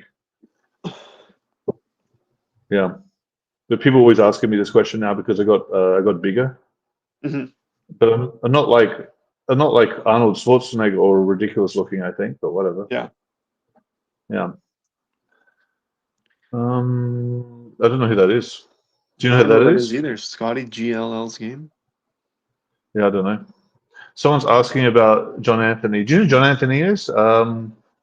How can John Anthony have a high leg count? Well, it's just, he meets girls every day, and then it's just doing basically what we do, but he's been doing it for a long time, and he's been pulling for a long time. That's just like a guy I do live streams with, who's my friend. How long does it take to get good at cold approach, starting from zero? And I practice every day. Well, it depends where you're coming from. So it depends how much effort you put in and how much of a base you have. But for me, when I first started cold approaching, it probably took me like, it might have taken me a year to get to an intermediate level, and then another like a year or 2 or 3 years to get good, pretty good, like very good. Yeah. That's the longest. It's a pretty long period of time. I think some people can do it really fast if they are. But also, it doesn't not mean like, that they can't have results right away, because some people have breakthroughs in one day. It doesn't mean they're good at cold approach, but sometimes they just. It's like if you go into fighting and you start doing martial arts, it's going to take you a few years to get good, but it doesn't mean if you took a fight you couldn't land a lucky punch on somebody. yeah, So, those lucky punches carry you. They carry you. They can't boost your ego and they carry you mentally, so they Yes. get you through the bad moments. I'm going to share a story about that. So I had Yeah. a 7-year relationship, right? And when we broke up, it was hard, dude. It's to this day the hardest thing I've ever gone through. I was broken, bro. I was a broken human. I wanted to kill myself. That shit was hard. And I remember one of the first dates I went on, because when I'd meet new girls, I'd start shaking. I felt like I was doing something wrong because I was still like in love with my ex and all this stuff. My confidence was low. It was just like bad. And I remember I went on a date with this girl, and she was the first girl that I found like really pretty. And I'm on a date with her, and we met up in Long Beach at her place. I parked my car. We went inside, then we were like, oh, we're gonna walk down to like the downtown area. And she's like, oh, let's stop and get some wine coolers or some drinks or something like that. Mhm. She was only because this liquor store closes. Let's go get them, then we can drop them back off, then we can go out. So when we were walking, it was a little bit chilly, so I took my jacket off and I gave it to her. Then we're inside this gas station or some liquor store, right? And I don't know what was said, but I made some flirty remark. And then she goes, oh, yeah. And then she was like, she had her hands in her pocket, right?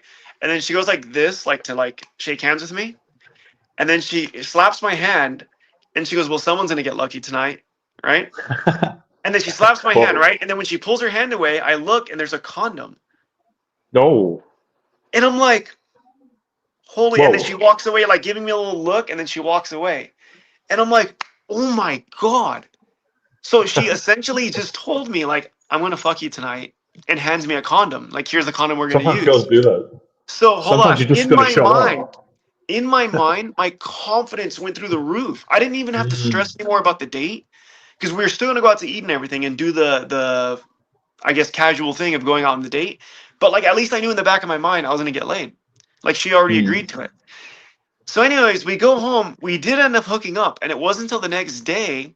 She's like, well, you're the one with condoms in your pocket. And I said, what do you mean? You're the one that handed it to me.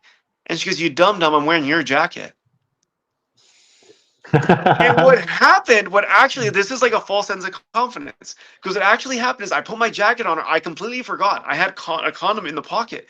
So she was walking around the store. She looked in there and she felt it. And then she pulled it out and saw there was a condom in my pocket. And so she thought, like, damn, this dude's like, for sure is planning on getting laid. And she went up to me as a joke and handed me a condom. Said like, oh yeah, well, someone's planning on getting laid tonight, right? But in my mind, I didn't know that. I thought she was handing it, telling me she's in it. So then I acted normal on the date. I didn't have to stress. I wasn't nervous at all anymore. It was like a false sense of belief or something. But because of that, I was more normal on the date. Because I assumed the closed, like I assumed. So your chances of making it happen went up because of the misunderstanding. Isn't that crazy? The lesson you can take from this is if you just misinterpret what people say to benefit you, or you just delusionally believe everyone likes you, your chance of getting the girl goes up. So guys that are nervous, that don't believe the girl likes them, if you just believe the girl was the type of girl you could sleep with, or it's just normal to sleep with people in the first date, if you just believe that it's possible, you're going to act more normal, and it's going to be more natural, and the girl's going to feel it, and it's going to be more likely to happen. I mean, yeah.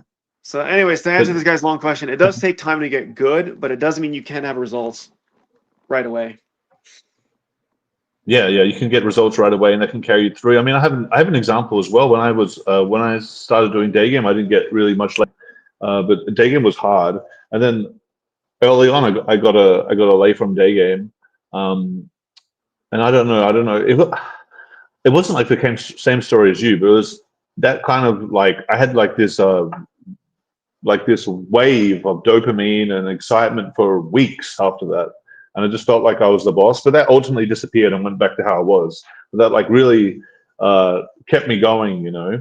And that was like, you know, that was like my first or my second year doing this. So those moments really, those results really push you through. But they come in unexpectedly. You can't really plan when they happen. They just come in randomly, right? But then after a while, when you get better at this and you're just more attuned to everything, you see things. You don't react to anything. You don't care, and you just get way more results because you know exactly what to do. You know how to do the approach. You know how the dating apps work. Everything is a lot better. You know. What else? Next question. What's the best way to approach and pull from the dance floor in a nightclub? I don't usually. I usually try to talk to girls around the bar area because I feel like they're easy to talk to, easy to engage with. I don't really, unless if I go onto the dance floor, I'm gonna have to like up my energy, because you can't just go over to someone at the dance floor and say, "Hey, how are you?" and just try to talk. The girl's gonna be like, in her mind, her dancing is higher value than some random guy trying to talk to her. So you kind of have to up your energy so you seem more interesting than what she's doing. So when you're on the dance floor, a lot of guys come over and try to dance with them. I also think that's somewhat of a mistake. I think you have to like bring energy in other ways. Like you have to, with your facial expressions, the way you're talking, you could say something really like outrageous or stupid to get her attention and move a lot. But dancing can help, but I feel like guys only rely on dancing, and I feel like the guys that only do dancing to get girls, they don't end up getting, the guys that are really good at dancing, but that's all they do, they don't really get laid as much as you'd think. Like you see them grinding on every girl in the club and stuff, and they're really good at dancing. The girls are with them on the dance floor excited, but when it comes to pulling, the girls just leave, and the guys nowhere to be seen. I remember a lot of times I'm at the clubs and my friends are like, that guy has so good game because he's a really good dancer, and all the girls are interested in him because he's dancing, but he doesn't pull because he doesn't know how to pull the girls or know what to do. So I feel like on the dance floor specifically, you need to be very physical and smart, and move around really quickly and engage the friends really quickly, and just bring up a really high energy, and you know, make stupid faces, use your hands a lot, maybe do some dancing that looks stupid. And you need to be willing to embarrass yourself. You know what I mean? Yeah. I mean, how do you do on the dance floor? Bro, I don't even go to clubs, so I would never even do that. You know, like I'd have to pull her away and talk to her at some point, and flirt with her, and isolate her, and make out with her. You know. Mm. Yeah, so I think the dance floor is not the optimal position. I think around the bar is optimal, because she's more open to hear what you have to say at the bar. And when you're approaching her on the dance floor, dancing with her friends, she's very engaged with the dancing with her friends. So what you're doing has to be more important than that, which takes a lot of it takes a lot more. Exactly. Essentially, so you can act like a clown, that could work. You could do some dance moves, that could work. You do a combination of everything, but ultimately you don't want to seem like a clown, because the guy that's only can dance or only can be a clown isn't going to get laid. Because you have to bring it back to you two talking, getting to know each other. And that's a lot of the problems guys make on the dance floor, is they focus all on the attention and the attraction, and there's zero conversational, like the girl doesn't know who you are, she doesn't know anything about you, she hasn't had any conversation with you, she's not comfortable with you, she's just, you have her attention, but that's not enough. So that's, I think, the mistake guys make with the dance floor. Anyway, we'll move on. One day I'll make a night game product. Is Tinder still effective for men in America today? Well, you're the American. What do you think, brother? I don't know. I don't use Tinder, man. I've never really been on that app. I think it's good if you have a really good profile and you know what you're doing, but if you have the average profile, it's almost useless. Yeah, I'd have to agree with that. I think you should do cold approach, and if you have a really good Tinder profile, yes, you can get results, but you should always be doing both, because guys that have never done any cold approach are going to have the ceiling is a lot lower, and when they get into uncomfortable circumstances, they don't know what to do. Or if you're out with your friends and see a hot girl, you're the guy that's is good at going on dates for Tinder, but if you see a hot girl out there, you're not the one that can approach her. Right, you can be with hot girls, but you can't go and talk to one naturally. I mean, that's a pretty big limiting thing, right? It's a big limit. But you see a lot of guys like that. They will be with hot girls, but they would never be able to approach one. They just get it from the dating apps. But that's usually like the Chad guys, like the guys that are really attractive. What's this money? How much money may someone need to invest themselves on average to get some results? I don't think it's not really so much about the money, it's about the time. Yeah. A very small amount of money, just having basic clothes, a few $100s for the clothes, having enough money to get into the club, having enough money to maybe pay for a taxi, maybe pay for a girl's drink when you need to, if the girl's into you. Other than that, no, you only really need a couple of $100, over a week. Like, you have your normal budget for whatever you're doing, and you might just need a couple $100 extra for the pickup. That would just be for like a coffee, drinks. Maybe if you're on a date to get food, you don't even need to do that. So it's not really that much. It's just the basic cover charge for clubs, or getting a coffee, or the taxi, or the transport. The thing is, you need to have enough money to get a taxi, because if you have a girl that's down and ready right now, the last thing you want to be doing is, okay, let's go to the bus stop and wait for the bus to my house. You want to be getting in the taxi and going right away. You don't want to be losing the girl to the bus, essentially. So that's the limit. If you don't have enough money to pay for the taxi, then yes, that could affect the pool by getting on a bus and having to wait for a bus. That could kill it in some circumstances, especially from a club. If you're trying to pull a girl in a club and waiting for a public bus, it could really destroy the pool. So in that regard, yeah, money is a little bit important, but it's very to a small degree. I think where guys misinterpret this, they see guys that are like buying big VIP tables, they're buying girls bags, or they're just spending a lot of money, and they think that's how they're getting girls. Well, they're actually getting a certain type of girl from that, but that's not the type of girl you want anyway. Like you don't need to do that. Should I just get to the next question? Yeah. How much do you think looks matter? How important is your genetics, your looks, the way you present yourself, fashion, muscles, all that shit? You want to answer that, or you want to answer that? I think it's. I think if you have very, very good game, 20% of the equation is looks. I think if you have average game, I think maybe 60% of the equation is looks. If you have bad game, it's maybe 90% looks. Yeah. That's interesting. Yeah, I'd have to agree. I'd say the worse looking you are, the better your game better be, man, because, Yeah. I think guys that don't have game, they only can rely on their looks and their status and their money, right? Mm-hmm. But the guys that do have game, they can still get benefits from their looks, but their game usually carries them more than their looks. Yeah, you better be funny, you better be charming, you better be understand psychology, you better be good at all that shit. No, it's interesting. So Justin and I had to talk about this. So for those who don't know Justin, he's like some 5'4" Indian guy. And he's had to learn, he's 5 foot Indian, dark skinned, and he's had to learn skill sets to be able to attract women. Because no girl on paper is writing down their desired guy as 5'4", Indian, dark, 95 pounds. Like, no one's writing that down. Sure. So I said, I feel like game is very similar to martial arts. Martial arts was designed for the smaller guy, because the 6'5" jacked giant is not learning martial arts. In order for some smaller guys to be competitive, we have to learn how to fight, right? And even then, you still probably lose. But it gives you an even playing field. So if you're a below average height guy, if you're like maybe aesthetically not as good looking, there's all things you can do to improve. Going to the gym, eating healthy so your face doesn't look all oily and malnourished, and you don't look like a fucking someone they wouldn't want to replicate with. It's like healthy grooming, healthy eating, lifting weights so you don't look like some pencil. They're all going to help. But for, like the better your game is ultimately, like the more you educate yourself on understanding women's psychology, learning about just random facts, things you can talk about, being a good conversationalist, being funny, being charming.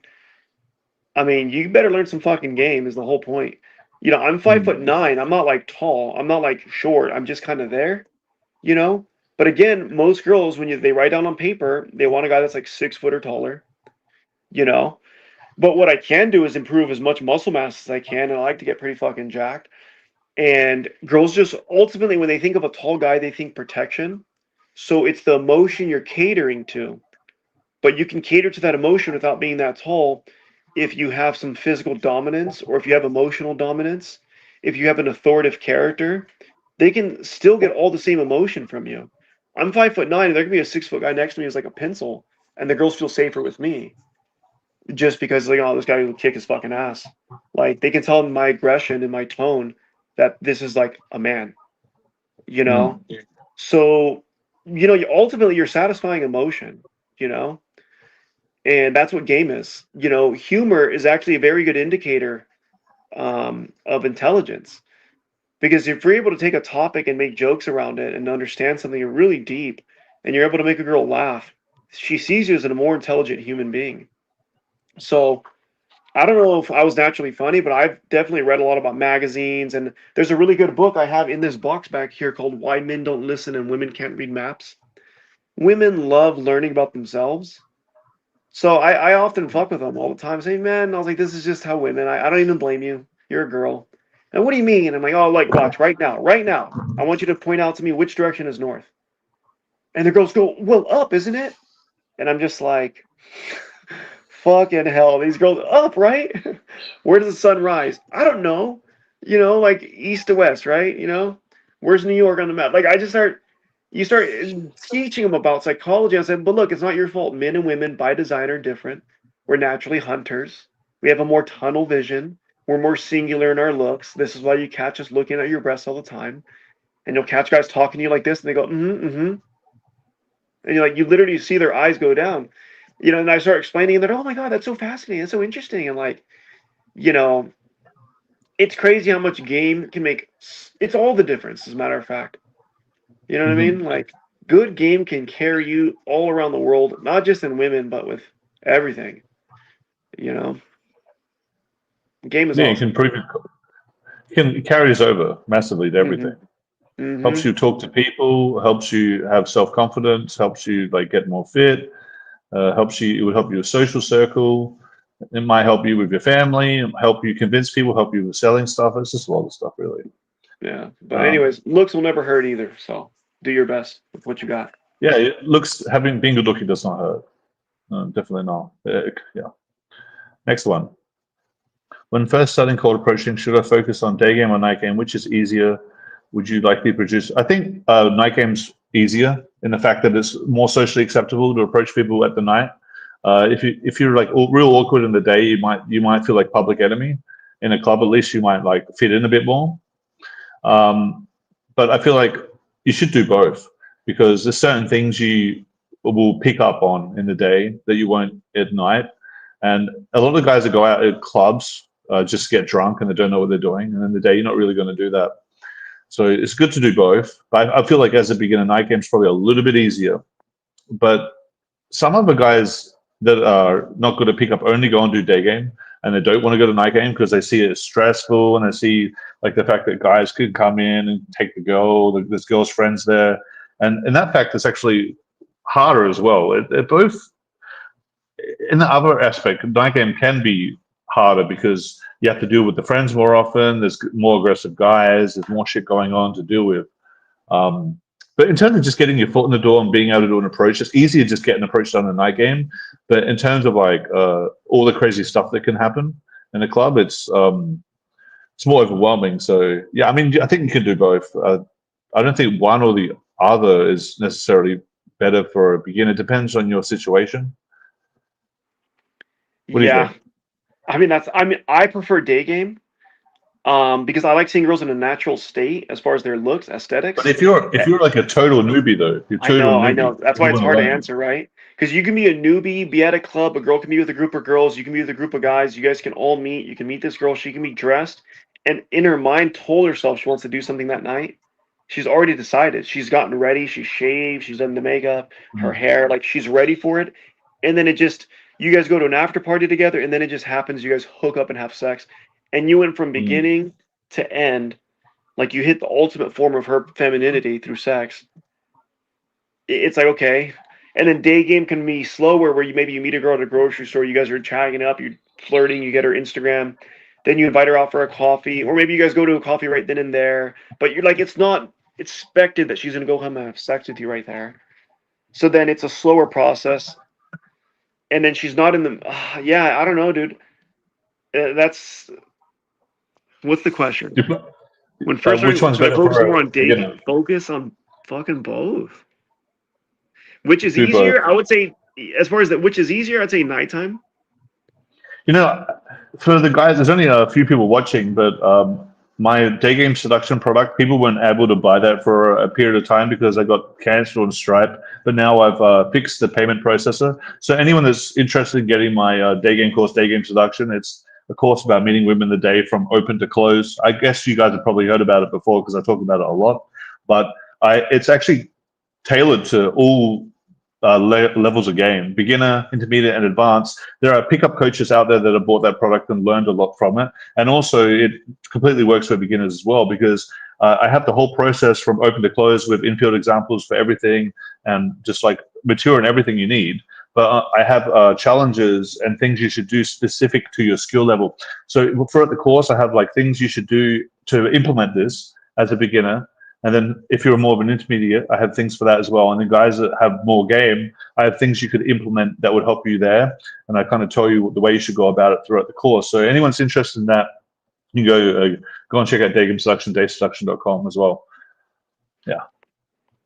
So that would, if you go and watch that course as a beginner, that would massively help you. And even if you're not, it would massively help you. You just want to pay attention to the challenges as well that are respective to your skill level. You know, there's a lot of pointless comments here. Someone's talking, spamming comments. Maybe we can, okay, maybe we can put this one. How to deal with a long-time relationship breakup and how not to miss her. I mean, I've been in one. I don't know if you've ever been in a long relationship, Brad, but yeah, I did. I was one for a year and a half, a year ago. Yeah, that was a girl I had threesomes with. Yeah, I did a 7-year one. Whoa. Yeah. How to not miss her? I don't think you can not miss her. You're just gonna miss her. I think you just have to move on with life, missing her. Yeah, bro. You don't see it as when you miss her, you don't see it as a negative thing. Like, I miss her, that's okay. It's not a bad thing. That's just how it's gonna be. But if you like take that in a negative way and try to like let that bring you down, or start stalking her or do some weird shit because you miss her, that's no. You got to just keep going as a man. I think the best way to get over a girl, and you might never not completely miss her, but one way, you got to distract yourself of other girls. So you got to go out and meet more women, find girls that are as awesome as her or more awesome, and you still had a big long-term thing with her, and she's still meaningful in your life in the past, but she's going to become less and less relevant over time when you meet the more amazing women. But you have to go out and do that. Don't sit on your couch and do nothing or watch Netflix and think, oh, I'm gonna get over this breakup and just like sit in my room and wait for myself to get over it. And go out and fucking do shit. Yeah. But like I was the type of guy to like have like negative feelings and get into like a spiral and get anxiety over girls that I was really interested in, and it didn't work out. Sometimes it would just be a girl I went on one date with. This was when I was first starting, and even before pickup, I went on one date with a girl, or I just had some conversations with a girl, and I was hoping things would happen, and it would get me to a negative spiral. It was a girl once that slept in my bed, but we didn't have sex, and I got into a negative spiral. One time I had a girlfriend, and we were together for like 5 weeks, and I ruined it because I'm a chode, and I would get into like, I would be like thinking about it for a year after. But now that I've like surrounded myself with like women and know how to do this, and I go out there all the time. It's these kind of worries that are irrelevant. They just exit my brain. It doesn't happen anymore, you know. But that's for a short-term relationship. When it's a long-term, obviously, undeniably, that was part of your life. For me, in the beginning, it was more so girls that I shouldn't be upset about and missing that I did, and that was out of scarcity, right? So you don't want to miss a girl out of scarcity. You want to miss her out of because it was actually something genuine, right? That still move on. What do you think? Yeah, I mean, look, you're gonna miss her. You can miss her doing negative things. You can miss her doing positive things. So do positive things. Go to the gym. Make more money. Go out on dates with new girls. They'll be refreshing. You just distract yourself. But you know, getting drunk, being an alcoholic, getting high, doing things like you're just harming yourself. You're gonna miss her on either end. But I think one of them, when you're improving yourself, you just I think kind of like You did great videos on this kind of stuff. You would have like two people that got in a breakup, and then like one like I don't know if they're like staged or whatever. Probably I think they are, but it's funny because they would have a good point to them. It would be like two people in a relationship, and one person's like messing up, and then the next person sees that person like later on down the track, and there's like a lesson to be learned. I remember those videos you used to make. I don't know like what kind of reason you're doing them for, but they were pretty entertaining, I think, for the wide majority of people. And I think that relates to what we're talking about a little bit, some of those videos that you used to do. Yeah. So you know a lot about it. Because you've thought about this a lot to make those kind of videos, I think. Yeah, dude, you're going to miss her. That's it. You can be on a new date with a new girl, and you're still missing your ex. It's just, you got to move on. Here's another question. Louise and Brad, what's the biggest lessons you've learned from game? So, I mean, I've just learned the whole thing. I mean, there's so many big lessons, but, you know, I think for me specifically, because I was like someone that was like somewhat socially retarded, I feel like I was able to learn empathy and learn to understand women on a deeper level that I couldn't really understand before. I couldn't read people very well. I wouldn't know when a girl was excited or when she wants you to do something, and I wouldn't be able to spot all the subtle things. So I was able to learn that. That's a really big thing. There's just a lot of things like learning that you're just good enough as you are, and if you just with a girl long enough, attraction would just happen naturally. But at the same time, I learned that how to be proactive and deal with things that happen before they happen, like girls' friends and stuff. Learning how to pull, that was probably the biggest one, because if you don't even try to pull the girl and know how to pull the girl, you're pretty much going to lose the vast majority of your opportunities, because there'll be a lot of girls that are interested in you. It's not until you try to bring her back home and know how to do it in a way that doesn't bring up any red flags or she doesn't get annoyed that until then you're not going to be getting as much results as you could. So I think, yeah, the biggest lesson I had was about pulling, about understanding women, and about just dealing with all the bullshit objections and the friends and all that stuff, and knowing how to do it in like a smooth way, you know. Yeah, I think for me, I learned how to properly lead a girl. You know? That's pulling, right? Mm-hmm. Pulling, whatever, whether I want relationships or something short term. In general, yeah. How to properly lead, because you're again, I go back to, you can't make someone do something they don't want to do. So it's ultimately like you allow a girl to enter your frame and you guide them, and in a proper way, you know. And abundance as well. I had to realize that was one of the big things I learned in game is abundance. You know, if you feel abundance, your game just amplifies everything you're doing, because it just gives you a natural self-belief. But that's not something you can force, unfortunately, at least easily. Should we ask these questions? This guy's a lot of questions about. Do you know who Owen Cook is? You probably do. You mean a guy who has higher status behavior? Yeah, of course I know. I've been in his house, hung out with him. Oh, you do? Oh, that's cool, bro. Yeah, says behavior. Then her boyfriend or husband, and he pumps her state. Does Bradicus agree?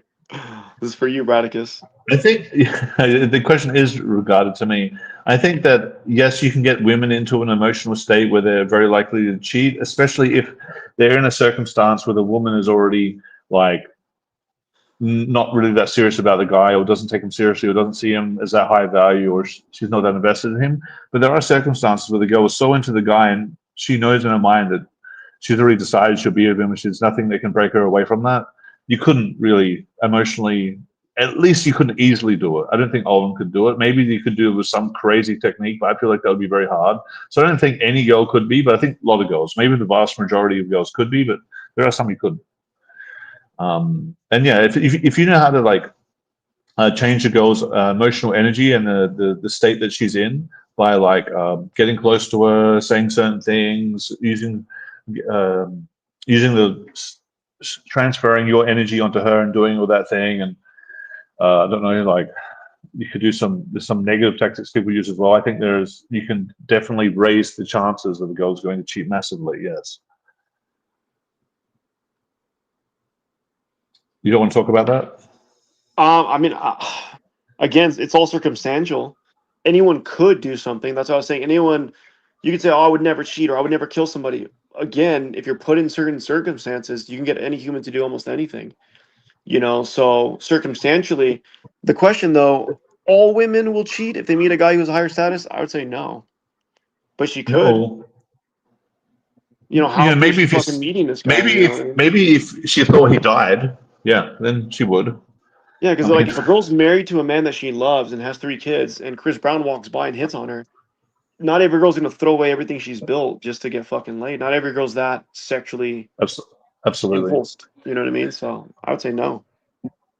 Definitely. I mean, yeah, there are extreme circumstances where it could happen, but that's just like unreasonable to go through some of those circumstances. Like they're trapped on a desert island. That's not going to happen. You know?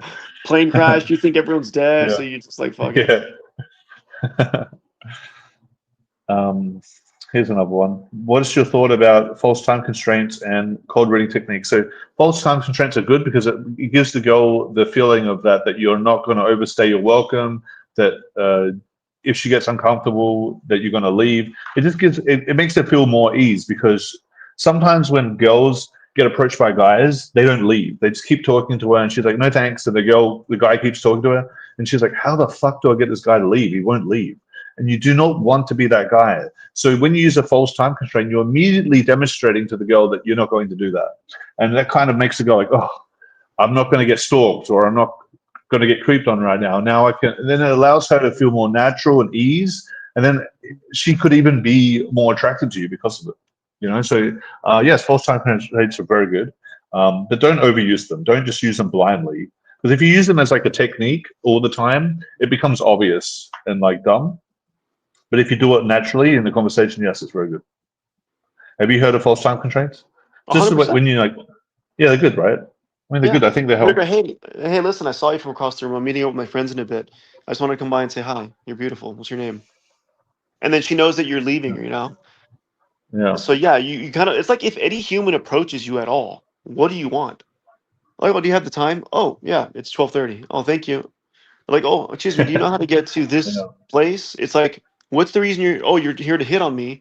I'm unsure yet, but you're making the exit available. Like, oh, listen, I'm meeting with my friends right now at 12:30. So, but I was walking by and I saw you and I had to come say hi. You know, it's like you're on your way and I just happen to stop by to talk to you. It's a quick, so she understands, oh yeah, this is a quick meet and greet, you know? And then cold reading techniques. I think cold reading can be good if it's like phrased in a way that, so the thing is, I would rather do warm reading, because you're like reading something that's actually happening and you're responding to it in real time, and it's more likely to relate to the girl. If it's cold reading, you could be just saying random things that are off, that don't land. If you're warm reading, like when you're just like seeing how the girl responds to something, and then you could notice something about that and then relate to that to something else about her personality, that's more likely to be emotionally memorable or mean something relatable to the girl. Because cold reading, you can do it, but it's less likely to hit, I think. So cold reading is good, but I feel like it's better to look for signals and things in the environment to read stuff from. But if you don't, then you could cold read.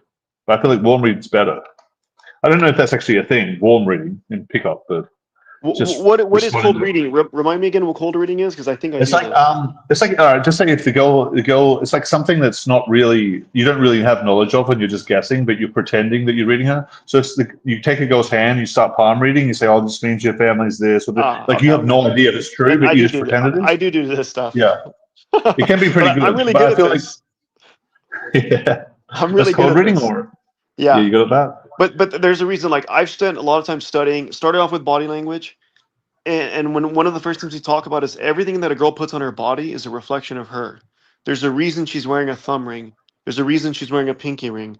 There's a reason she's wearing 2 toe rings. There's a Yeah. reason she's wearing this certain jewelry. There's a reason she's dressing a little bit more conservative or corporate looking. Everything is kind of matching. So at a gut level, we actually know all these things, but Well, until you study it, you don't really think about in why. some regards, if you see something and you relate that to a personality, that's more like, and you know that might mean something that actually might be more of a warm read. But I think Yeah, the yeah, difference is, I guess it would be yeah. warm because, you know, it's like, look, I can make an assessment. Like, think of it this way: if you get really good at this stuff, I won't spend a lot of time, but if you get really good at this stuff, or even if you're not, I want you to think of this. Have you ever met someone and you can tell right away just from looking at their face that they've had a hard life? Mhm. Like their face just looks weathered and beaten, and like they spent so much time being in this emotional state through their brain that your face is a highway to your mind. So you can Hmm. meet someone like my dad and tell he's had a very hard life. You could see someone like me and like, oh man, he's all cheerful and happy and all this stuff because it's literally written on your face. So you can meet a girl. There's a reason girls have resting bitch faces, right? There's girls that, you know, like the muscles under our eye deal with susceptibility. So like when someone's a little bit, like if you're a little like unsure about somebody, you do more of a squint. You do that long enough, we build certain muscles down here. People that don't have it are more susceptible. So when we go into like hypnotism or people that are easily persuaded, we look for that. But that don't have the muscles. If they have big crow's feet, they're smiling a lot. People that smile with their eyes, those almond shaped eyes. So these are all things that are like, this is not fucking hearsay. This is like factually true. Whatever you're constantly living in your mind is going to be reflected on your face. So we might not even consciously think about it. If you've ever met a girl and she just feels like she vibes with you, it's because you guys are very matching on that energy level. But it's written on your face. You just aren't aware of it. We just don't think about these things. So, you know, I can see girls favoring the right side of her face, or I can see like all these little nuances to how they dress, how they want to appear, and I'm able to do really good reads on girls. You know, and then Brad, with that, even if you've never studied it, you know which girl kind of gives sexual energy. Absolutely. I know what you're talking about. When a girl has like a certain look to her, you know that she's more likely to be a girl that's just stressed out, or a girl that's like happy with life and excited. Like Yeah, you they have get that that, you get that warmth. real quick. And some girls just look like they have anxiety written on their face, and they're just all stressed out and shit. And Mm. it's like, calm the fuck down, girl. And Like, the way you talk, and if you can like change the way you talk to her based on that, it's going to help massively. If you like, 100%. yeah, massively, because she's going to subconsciously feel like you understand her. Hmm. And that's very when someone feels understood, they let you in, and they give you way more than they would with someone else, of their energy and their sexuality and their time and everything.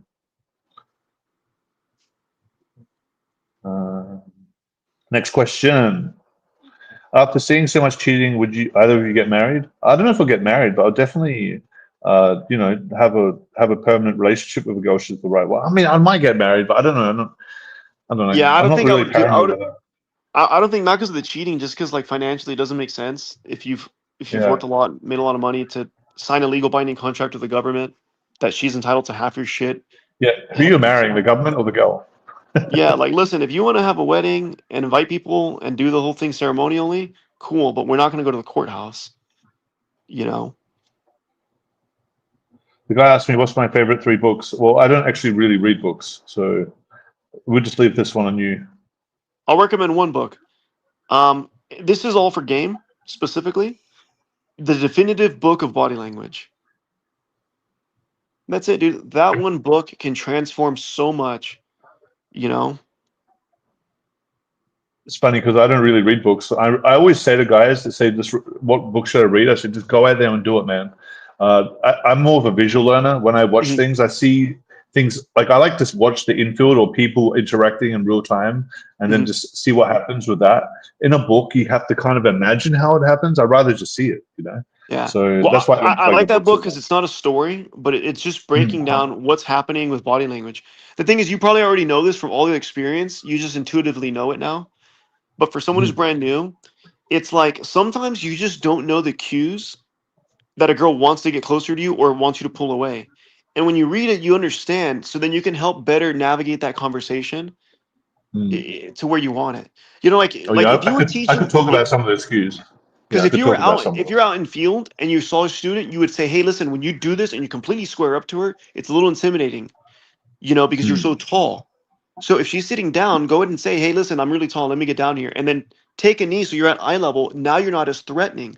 You weren't even aware that you're threatening to the girl because you're so tall and you're right up in her face and she's seated down. Your dick's at her face. Like these are common sense things to you now that are like just body language, but it's like, hey, look, you've probably never thought about this. So let me teach you. You know, be a little bit more angled when you're talking. Shake hands. Oh, she's hanging onto your hand for a few more pumps than normal.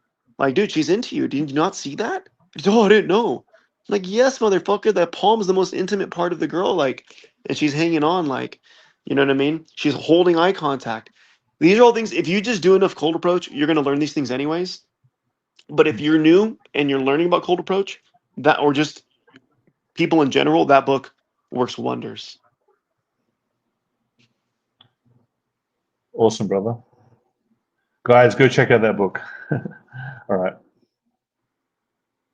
I hooked up with a girl from Tinder after we grabbed a bite, and I thought everything was fine. But after she texted me saying she didn't think we're compatible and we're looking for something different. So first thing I'm going to think is like, maybe, so you had sex with her. Maybe the sex wasn't that great, or, maybe she just, maybe she was going to do that regardless. I mean, sometimes that just happens. You don't know. She could have a boyfriend. She could have Yeah, used you as a one night thing, and just probably. I like, mean, yes, it could be she has a boyfriend or she has to study and she just wants to get back to the study and have distractions. Maybe she just left the city the next day. Maybe the sex was bad.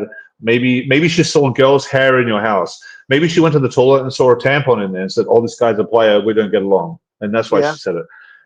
Or A lot of the time I her and get her ex. blown out because yeah. I was gonna say maybe her and her ex broke up. She went on this one-off fling, and then after sex, she's like, "Man, I don't feel like myself. I still miss my boyfriend. I should just cut this off." Like, you don't Yeah. know, dude. It's not necessarily about. I mean, the fact that she came home to sleep with you is kind of flattering and means she did like you. But I mean, I wouldn't take it personally. The fact that I would, when you've already slept with a girl, you're pretty much like That's it. gone the whole way already. So it doesn't Yeah. like this. What more can you really achieve with that girl? Like you could achieve a relationship. You could have you could do it again. But you've already like done most of it already. So it's not a big deal, I think. And it just happens. And I see this as a positive thing because when girls filter themselves out like that, it's good because then I don't have to filter them out myself. Because if you start seeing girls, you're seeing too many of them, you have to filter them out. But when girls filter themselves out, they're doing you a favor because you're going to just get the better group of girls. Yeah. That's how I possibly reframe it anyway. And I do feel like that because it gets overwhelming with the amount of options I have. And when girls drop off, I'm like, yeah, that's fine. That's good. It's for the best. If you don't want to be here, that's fine. There's better girls that want to be here. Next question. I heard a lot of good things about Louis' YouTube product. You have a YouTube product? Yeah. Yeah, I do Oh, coaching. awesome. You can plug it. Plug it. Yeah, I mean, pretty much I do coaching I teach people how to build YouTube channels, how to make viral content. Yeah, Cool, that's it. cool. Just reach out to me directly on Instagram. It's one-on-one coaching. I get their channels, or if they don't have a channel, we create it together. We go over titles together, thumbnails, ideas, how it should be shot, the length of the video, when to release, how to promote, looking at engagement, getting them monetized, and once they're monetized, to get them up and running. I've helped a few friends become millionaires through YouTube, so I'm pretty fucking good at Damn, bro. Damn, I'm doing YouTube and you're an expert at this. Fuck. it. I should have asked you questions about this already. I never thought about that. Okay, cool. You are an expert at it because you've grown to an insane degree with your previous channels. What does it mean to give value? Like people say, become high value man or give value without coming off as needy or desperate. Do you want to answer that or should I get to it? I mean, become a person of value. You offer value to others by, like, the best thing you can do for your friends, your guy friends, the best thing you can do is become successful. The best thing I can do is get rich as fuck, get ripped as fuck, learn as much as things as possible, because then my friends like Brad, Justin, I'm able to offer value to raise their level as well. So the best thing we can do for each other to not be a selfish prick is become successful and become a person of value. It's the same thing for women. I've heard, I think Richard Cooper, somebody said this, that like men compete against other men and women wait at the finish line and fuck the winners. So when you're That's en what I'm route saying. of becoming a person of value, you're going to be competing against other men. So you pick your group of men that you're friends with, and you guys are all out competing, doing stuff, making money, learning about crypto, learning about game, learning about women, learning about all these things, and we're trying to raise each other's value. And the way we offer value is by accomplishing and doing things ourselves. We are able to then offer value to others. So like it's interesting because I don't even really think I try with women. It's like, bitch, I'm a like, I don't say this, but this is just what's in my brain. I'm a Mm, multi-millionaire. I have a fucking Ferrari. My house is paid off. I've purchased 4 other properties outside of my own. I still liquid have a fuck ton of, like, hundreds and hundreds and hundreds and hundreds of $1,000s in my bank account. I'm jacked as shit. I can fight. It's like I'm trying to max out everything I can do with my given abilities. And when I talk to a girl, it's like I'm not convincing anyone to do a fucking thing. Like, you see the value, and if you don't, that's totally cool. I'm not for everyone, you know. Um, but like a girl can meet me and just through my character, through my energy, through my personality, they understand this guy has his shit together. They don't even know the nuances of what I've been through, what I've done, but I'm able to offer her value from a survival and replication point of view because mhm, she sees like a guy's fit, he's smart, he's emotionally intelligent. Then they start learning all the other shit I have behind me. Oh man, this guy can fight. Oh man, other girls want him. He is of mm. value. He is not as common. So he is higher value because there's not much of him walking around. There's not many of these guys walking around. So you're able to offer value just by becoming that person. Um, so the question, what does it mean to give value? That's what it means, is becoming a person of value. And then you're able to offer value to others. I don't need a girl. I'm Go not live the life you desperate. want to live. Yeah. Go be the guy you want to be. Just go and do shit. Go and improve yourself. Go and be the guy you want to be. Go and make money. Don't quit your fucking, I don't know, like the 9 to 5 job thing. I mean, you can do that, but if you're not feeling fulfilled with that, stop that. Find something else. Obviously, find something else that could work before that. Go out and get better at meeting women. Go out and get a better body. Go out and travel, get experiences. Go out and meet higher value people yourself, and then try to offer them something. Yeah, there's a lot of ways to go about it. For me, it was all like cold approach, speaking, making videos, understanding people. There are other things I got obsessed with. Like I learned a lot about like cryptocurrency and investing and stuff over the years. But that space is very dark. So I'm trying to get away from that because people there are like evil, bro. They do All that right. shit. What do we got? We're coming up on 2 hours. What do we got left? What's the biggest epiphany you had about getting laid from cold approach? I think someone asked about epiphanies already, but yeah, just the there's women that fucking like you no matter what. Even if you're a guy that is coming from nothing or a guy that doesn't have much, there are women out there that will want to have sex with you, that will like you, that will be attracted to you, and you can improve and just build on it and get better. So I just Yeah. feel like it's the epiphany I had was women want to have sex.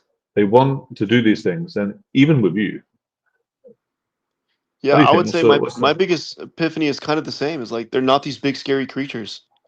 The women are generally nice. They're generally cool, normal people, and they just want to have a good experience. So just don't be weird and awkward, and you know what I mean? And even if you are weird and awkward, don't judge yourself for it. And Yeah. your dog's distracting me. Your dog's in the Yeah, but background all she the she time. fucking she pulls more girls than anyone. Yeah, one of my friends brings the dog out with him when he does cold approach. Jesse from Simple Pickup. Yeah, that's funny. I bring her everywhere Yeah. with me because she's like my best friend. But yeah, dude, I get tons of Yeah. attention with her. He told me all about that. He's like, bro, you need to get a dog, man. I'm like, why? He's like, dude, let's go for a walk right now. And he brought his dog, and he's like, watch what happens. And the girl's like, oh my god, and keep coming over. And I'm like, Yeah, oh, and I bro, I think see what you're saying. sometimes a girl wants to talk to you, but the dog's an easy excuse to talk to you because Yeah. she sees me walking around in a muscle shirt. I'm already ripped. I have my hair dyed, which is kind of like a bit of a funner looking character. And then they go, "Oh my god, your dog's so cute." I say, "Thank you." I say, "You have a dog?" And then they just start talking, and it's like they wanted to talk to me. The dog was just an excuse. Yeah. Let's get to a few more questions then. If a girl goes to text message while trying to set up a date, should you not do anything and move on to another girl, or should you still try in a way? You should, yeah, you should still try again. I mean, there's so many circumstances where the girl just like stops responding, but if you just follow up, she'll come back again. I mean, it's almost silly not to follow through. I mean, there's a limit. I would say follow through maybe like 2, 3, 4 times, depending on the circumstance, and then you can drop it. But just her not responding once, you should follow through, unless of course you're not really that interested, and she was really a backup option, and you're more interested in other girls, well then focus to them. But if you really do want the girl, you should follow up. Yes. Yeah. Sometimes it's just timing. The Yeah, hottest girl I've ever maybe she hooked got. up with, dude. The hottest girl I've ever hooked Hmm. up with, it literally was just timing.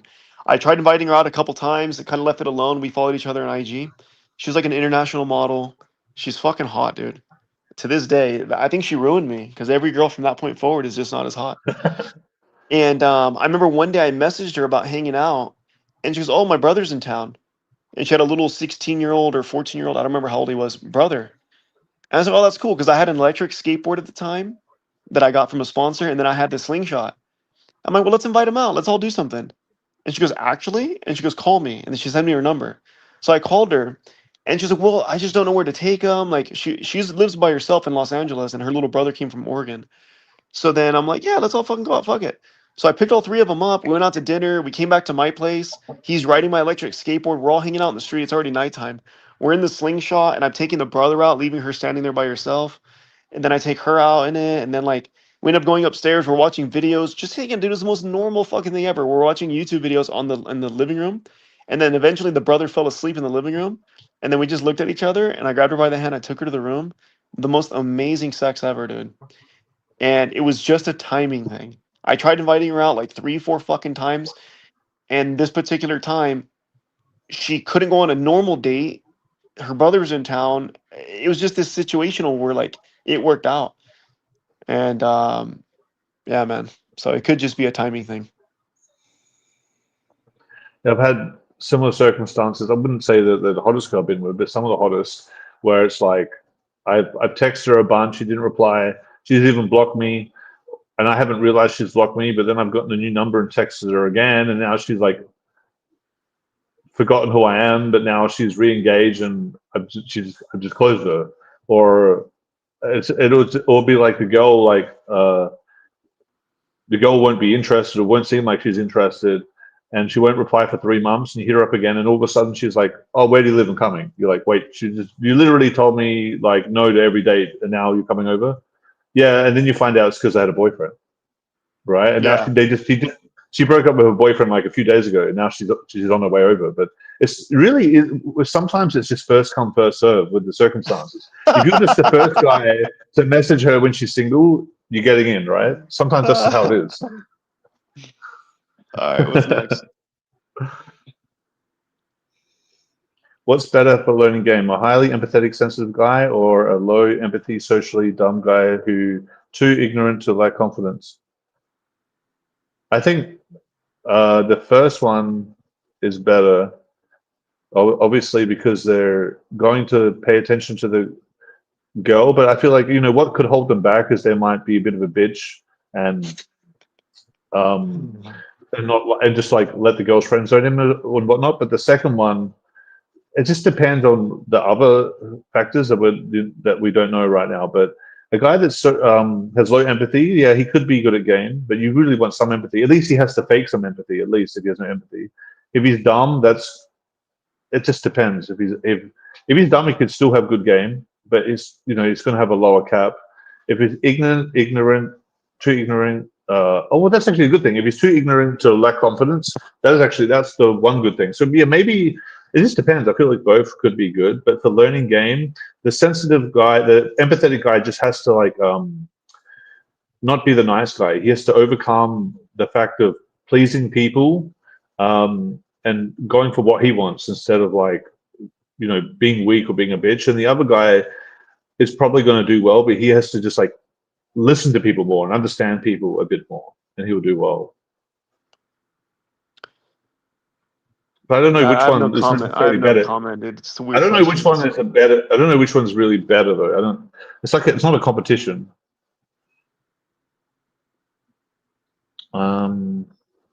Yeah, there are weird comments that are hard to answer. Yeah, Is the last Prague girl a I was good place dating to was from dig in? Prague. I dated a It's girl from good. Prague It's good. here in Vegas. It's a good place. I have some infields from Prague actually, and I have a Russian girl I approached in the day and then took her home. She was an 18-year-old, skinny, beautiful Russian girl. That's not on my YouTube channel, but it's in the Bradicus Vault.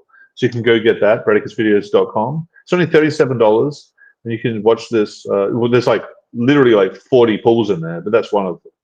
So yeah, that's literally just $37. So, but that stuff might be coming out on YouTube eventually if you really want to wait a few years to see it. How to next question. How to overcome neediness and stop seeking validation. Well, this is something I did all the time. My friends would make a joke about me when I would be like approaching girls. The way they perceived it is when I was approaching, I would be trying to get reactions from the girl. My game was like just prodding for reactions, and it wasn't really out of neediness. The way I did it wasn't out of neediness. It's more so just like trying to get reactions. Which wasn't really good. When I stopped doing that, my game did improve because I would just game for good reactions. I'd game and try to get the girl to smile, or I'd game to get the girl to laugh.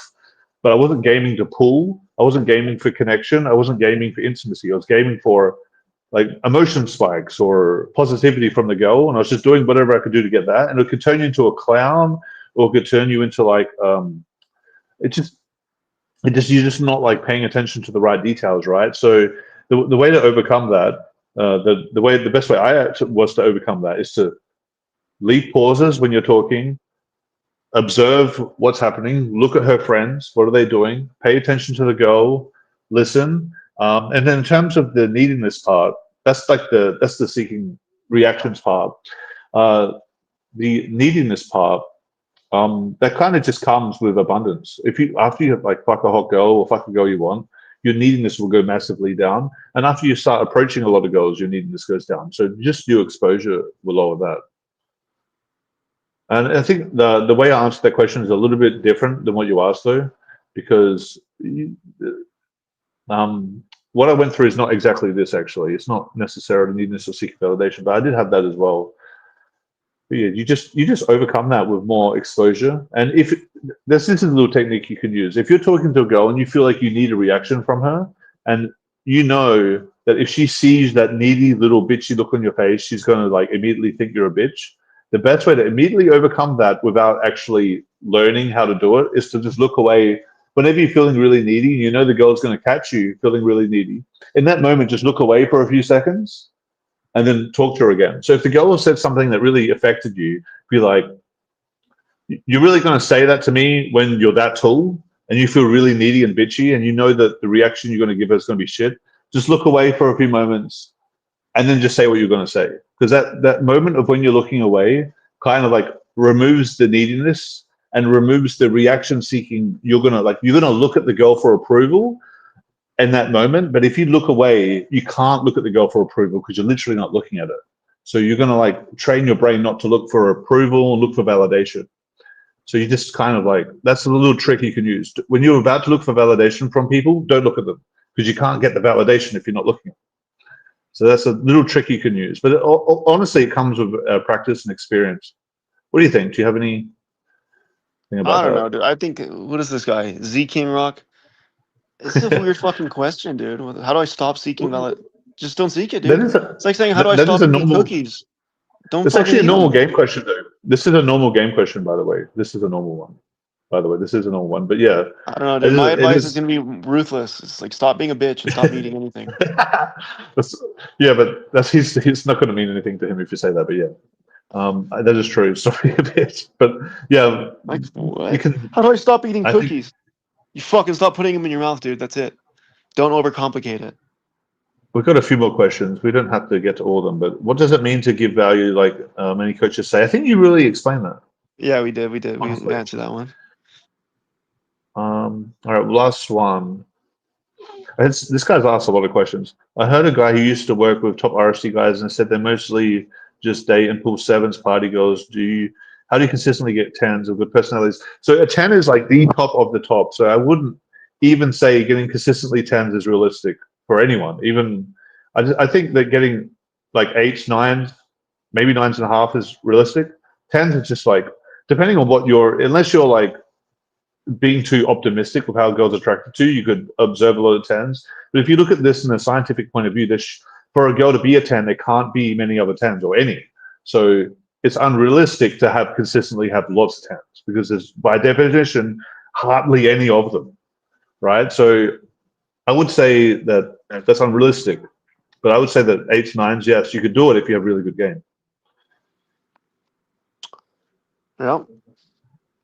Yeah, I think, you might get a 10. If you're really good at game, you might only get a 10 every now and then, right? But even the 10 itself is I think you got to ridiculous. become a 10, dude.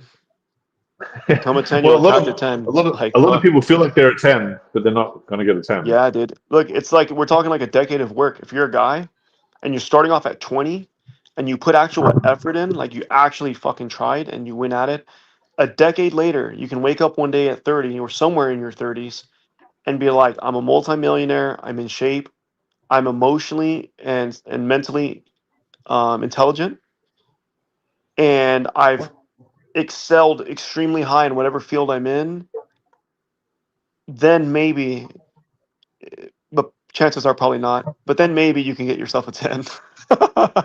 And that's just being realistic, dude. A decade of that shit, it takes time.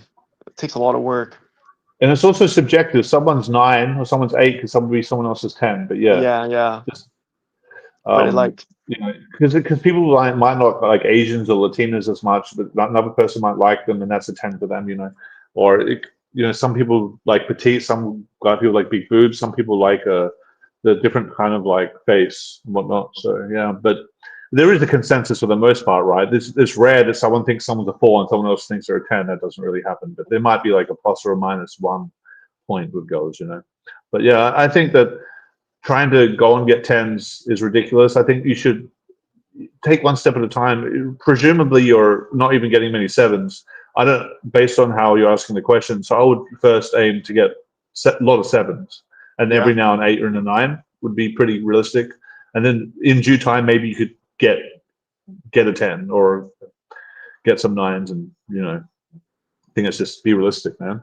Maybe in 10 years you can think about that again, or in 5 years. It depends how quick you are. Yes. Should we answer this guy's question? What is your guys' point of view on a long-term relationship? I think we already answered that. Or what is the thing? I think we talked about the cheating thing and the relationship. Well, you can't control what someone else does, but let me see. What is the thing that you guys screen? Screening, I think you're going to get good at this with experience. You just kind of get a good idea for the kind of girl you're talking to. I can spot promiscuous women right away. I can spot insecure women right away. I think one of my students said something interesting. I thought it was a good way to screen girls. It's that he asked the girl what her relationship with her father is. Yeah, I was going to say that next. I think that's one of the most telling questions if a girl's going to cheat on you. Yeah. How she answers that question. It's not obviously foolproof, but I think it'll give you a lot of information. She's like, I hate my dad. You're like, oh, whore. This isn't a good sign. Me and my dad don't talk. Me and my dad don't talk, slut. But if she's like, I'm really close to my dad. My dad's really meaningful. I want to respect my dad. I want to be good by him. You're like, this girl is going to be good. Probably. Yeah, I've met some girls that it's a whole presentation when I have to meet their family to take her out on a date. I'm like, whoa, dude, this is like old school traditional shit. you know. But it's just like for her, it's a big deal that she's gonna bring a guy and then present her to her father and say, "This is the guy that I want to take me out and get to know." And it's like there's so much vetting that's going on, and I'm just like, damn. Just and the dad will pull me into a separate room, like I'm fucking back in high school, and the dad starts questioning me and ask about me and all, you know. And I'm just like, shit. That means there's a whole family backing her to make right decisions, and because most young girls are not good at making right decisions, they're going for the bad boys and shit like that. But the fathers can see through that shit, and they listen to their father's advice. And I'm like, and her name's Eileen. You know, this girl's from Florida. This is the one I'm thinking of in particular. And we dated for a bit. I really liked her. She was a good girl, very attractive, petite little model body, big boobs. She got lucky there. And yeah, I think I told you the story, Brad. I think I was 32 and she was 20. And when I met her dad was her stepfather. He's the one who raised her. So her mom was 40. She's 20. Her stepfather is 36 at the time, or 38, something like that. But I was 32. So he was only like 4 years or 6 years older than me. So when I met him, he was even taken aback, like, whoa, like it's a full-on man coming in, you know? But yeah, dude, it was a whole process. And then like us going on dates, we were playing fucking Uno at her house with her mom and her other sisters. Like it was fucking crazy. Like they all wanted to get to know me as a family and understand who's taking out their daughter. And I'm like, man, this is fucking. And this girl would have been extremely loyal to me, dude. I was a little bit of a fuck up at the time. But yeah, that's her relationship with her father matters. So yeah, we've actually got through the questions. Do you want to tell guys where to find you? Yeah, man, Instagram seems to be the best way. Real Luis Mercado. I respond to any good messages. Don't send weirdo shit. And if you guys want to do coaching for YouTube, I do that. I help people build YouTube channels. And yeah, man, that's about it. All right, guys. Well, before we go, I'm actually doing an online mentorship program. I'm starting to coach people over 3 months with day game, night game, and online game. And the amount of knowledge I have about this stuff is absolutely insane. With day game, I've made a day game course about it. I've traveled the world doing day game. With night game, I've done countless like boot camps and coach guides how to pull girls from clubs. And with online game, I've pretty much mastered all the dating apps, and I've gotten to the point where I can get like 20 dates a day. And I've coached many other people to do that as well. So on that online mentorship program, that's what I do is I take you from having wherever you're at to like just getting way more dates, even to the point where you can't handle it. And in 3 months, I feel like that's enough time to make that happen. So I'm doing the 3-month mentorship program with that. It's ongoing. You have direct access to me. You can message me all the time. You can have phone calls with me several times a week, and you'll have access to all my material that's not out there on here, and it'll be in a structured manner. And also doing boot camps and coaching all around the world. So if you're interested in coaching me, like maybe Europe, America, Asia, anywhere, you can just like go and book a free call with me to talk about what's the best fit for you. There'll be a link in the description below. Apparently your profile is private, buddy, so people can't follow you, but just request to follow, and he'll probably Yeah, I accept made it that. private because I have a fight. I'm fighting some guy on June 6th. So Okay. I don't want my fight videos to be out there for him to see. But Yeah, no problem. And also, guys, if you want to get good at meeting women in the day, we talked about day game a lot in here. I have probably the best course on day game in the world. I don't know anyone. I mean, if you find someone with a better day game course than me, please tell me, because I'd love to watch it and learn something, but I haven't found anything to date. So yeah, I have a course on day game, daygameseduction.com or dayseduction.com. It's literally everything from the open to close, with countless infield examples of showing you exactly what I talk about, so you don't have to wonder what it actually means. You'll see it like literally implemented in front of your eyes when I break it down. And I also have challenges for every level of game, beginner, intermediate, and advanced. So no matter where you're at, you can get value from this and know how to implement it. Anyway, dayseduction.com. But yeah, it was a pleasure doing this video of you, man, this live stream of you. Maybe we can do it in the future. Maybe we can get Justin to jump on. Maybe we can get Clint to jump on. We do a full-weight live stream. It'd be pretty cool, bro.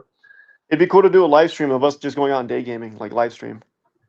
Yeah, we could do that. We'd need someone to hold and film it, but the thing is we'd have to sync the audio, and it would be a little bit weird if the girl's like, what the fuck's going on over there? But yeah, we could do it. No, girls like it when the streamers approach them, dude, and they feel like, oh, there's a camera. They act whorish. They like it because people are starting to hate on people like Vitaly doing and shit, right? But yeah, well, Vitaly's obnoxiously being annoying on purpose, though. But yeah, there's a way around story. it. Yep. All right, All man. right, I'm going to end this. Thanks I'm for going to end having the me. stream. We can talk backstage for a second if you want.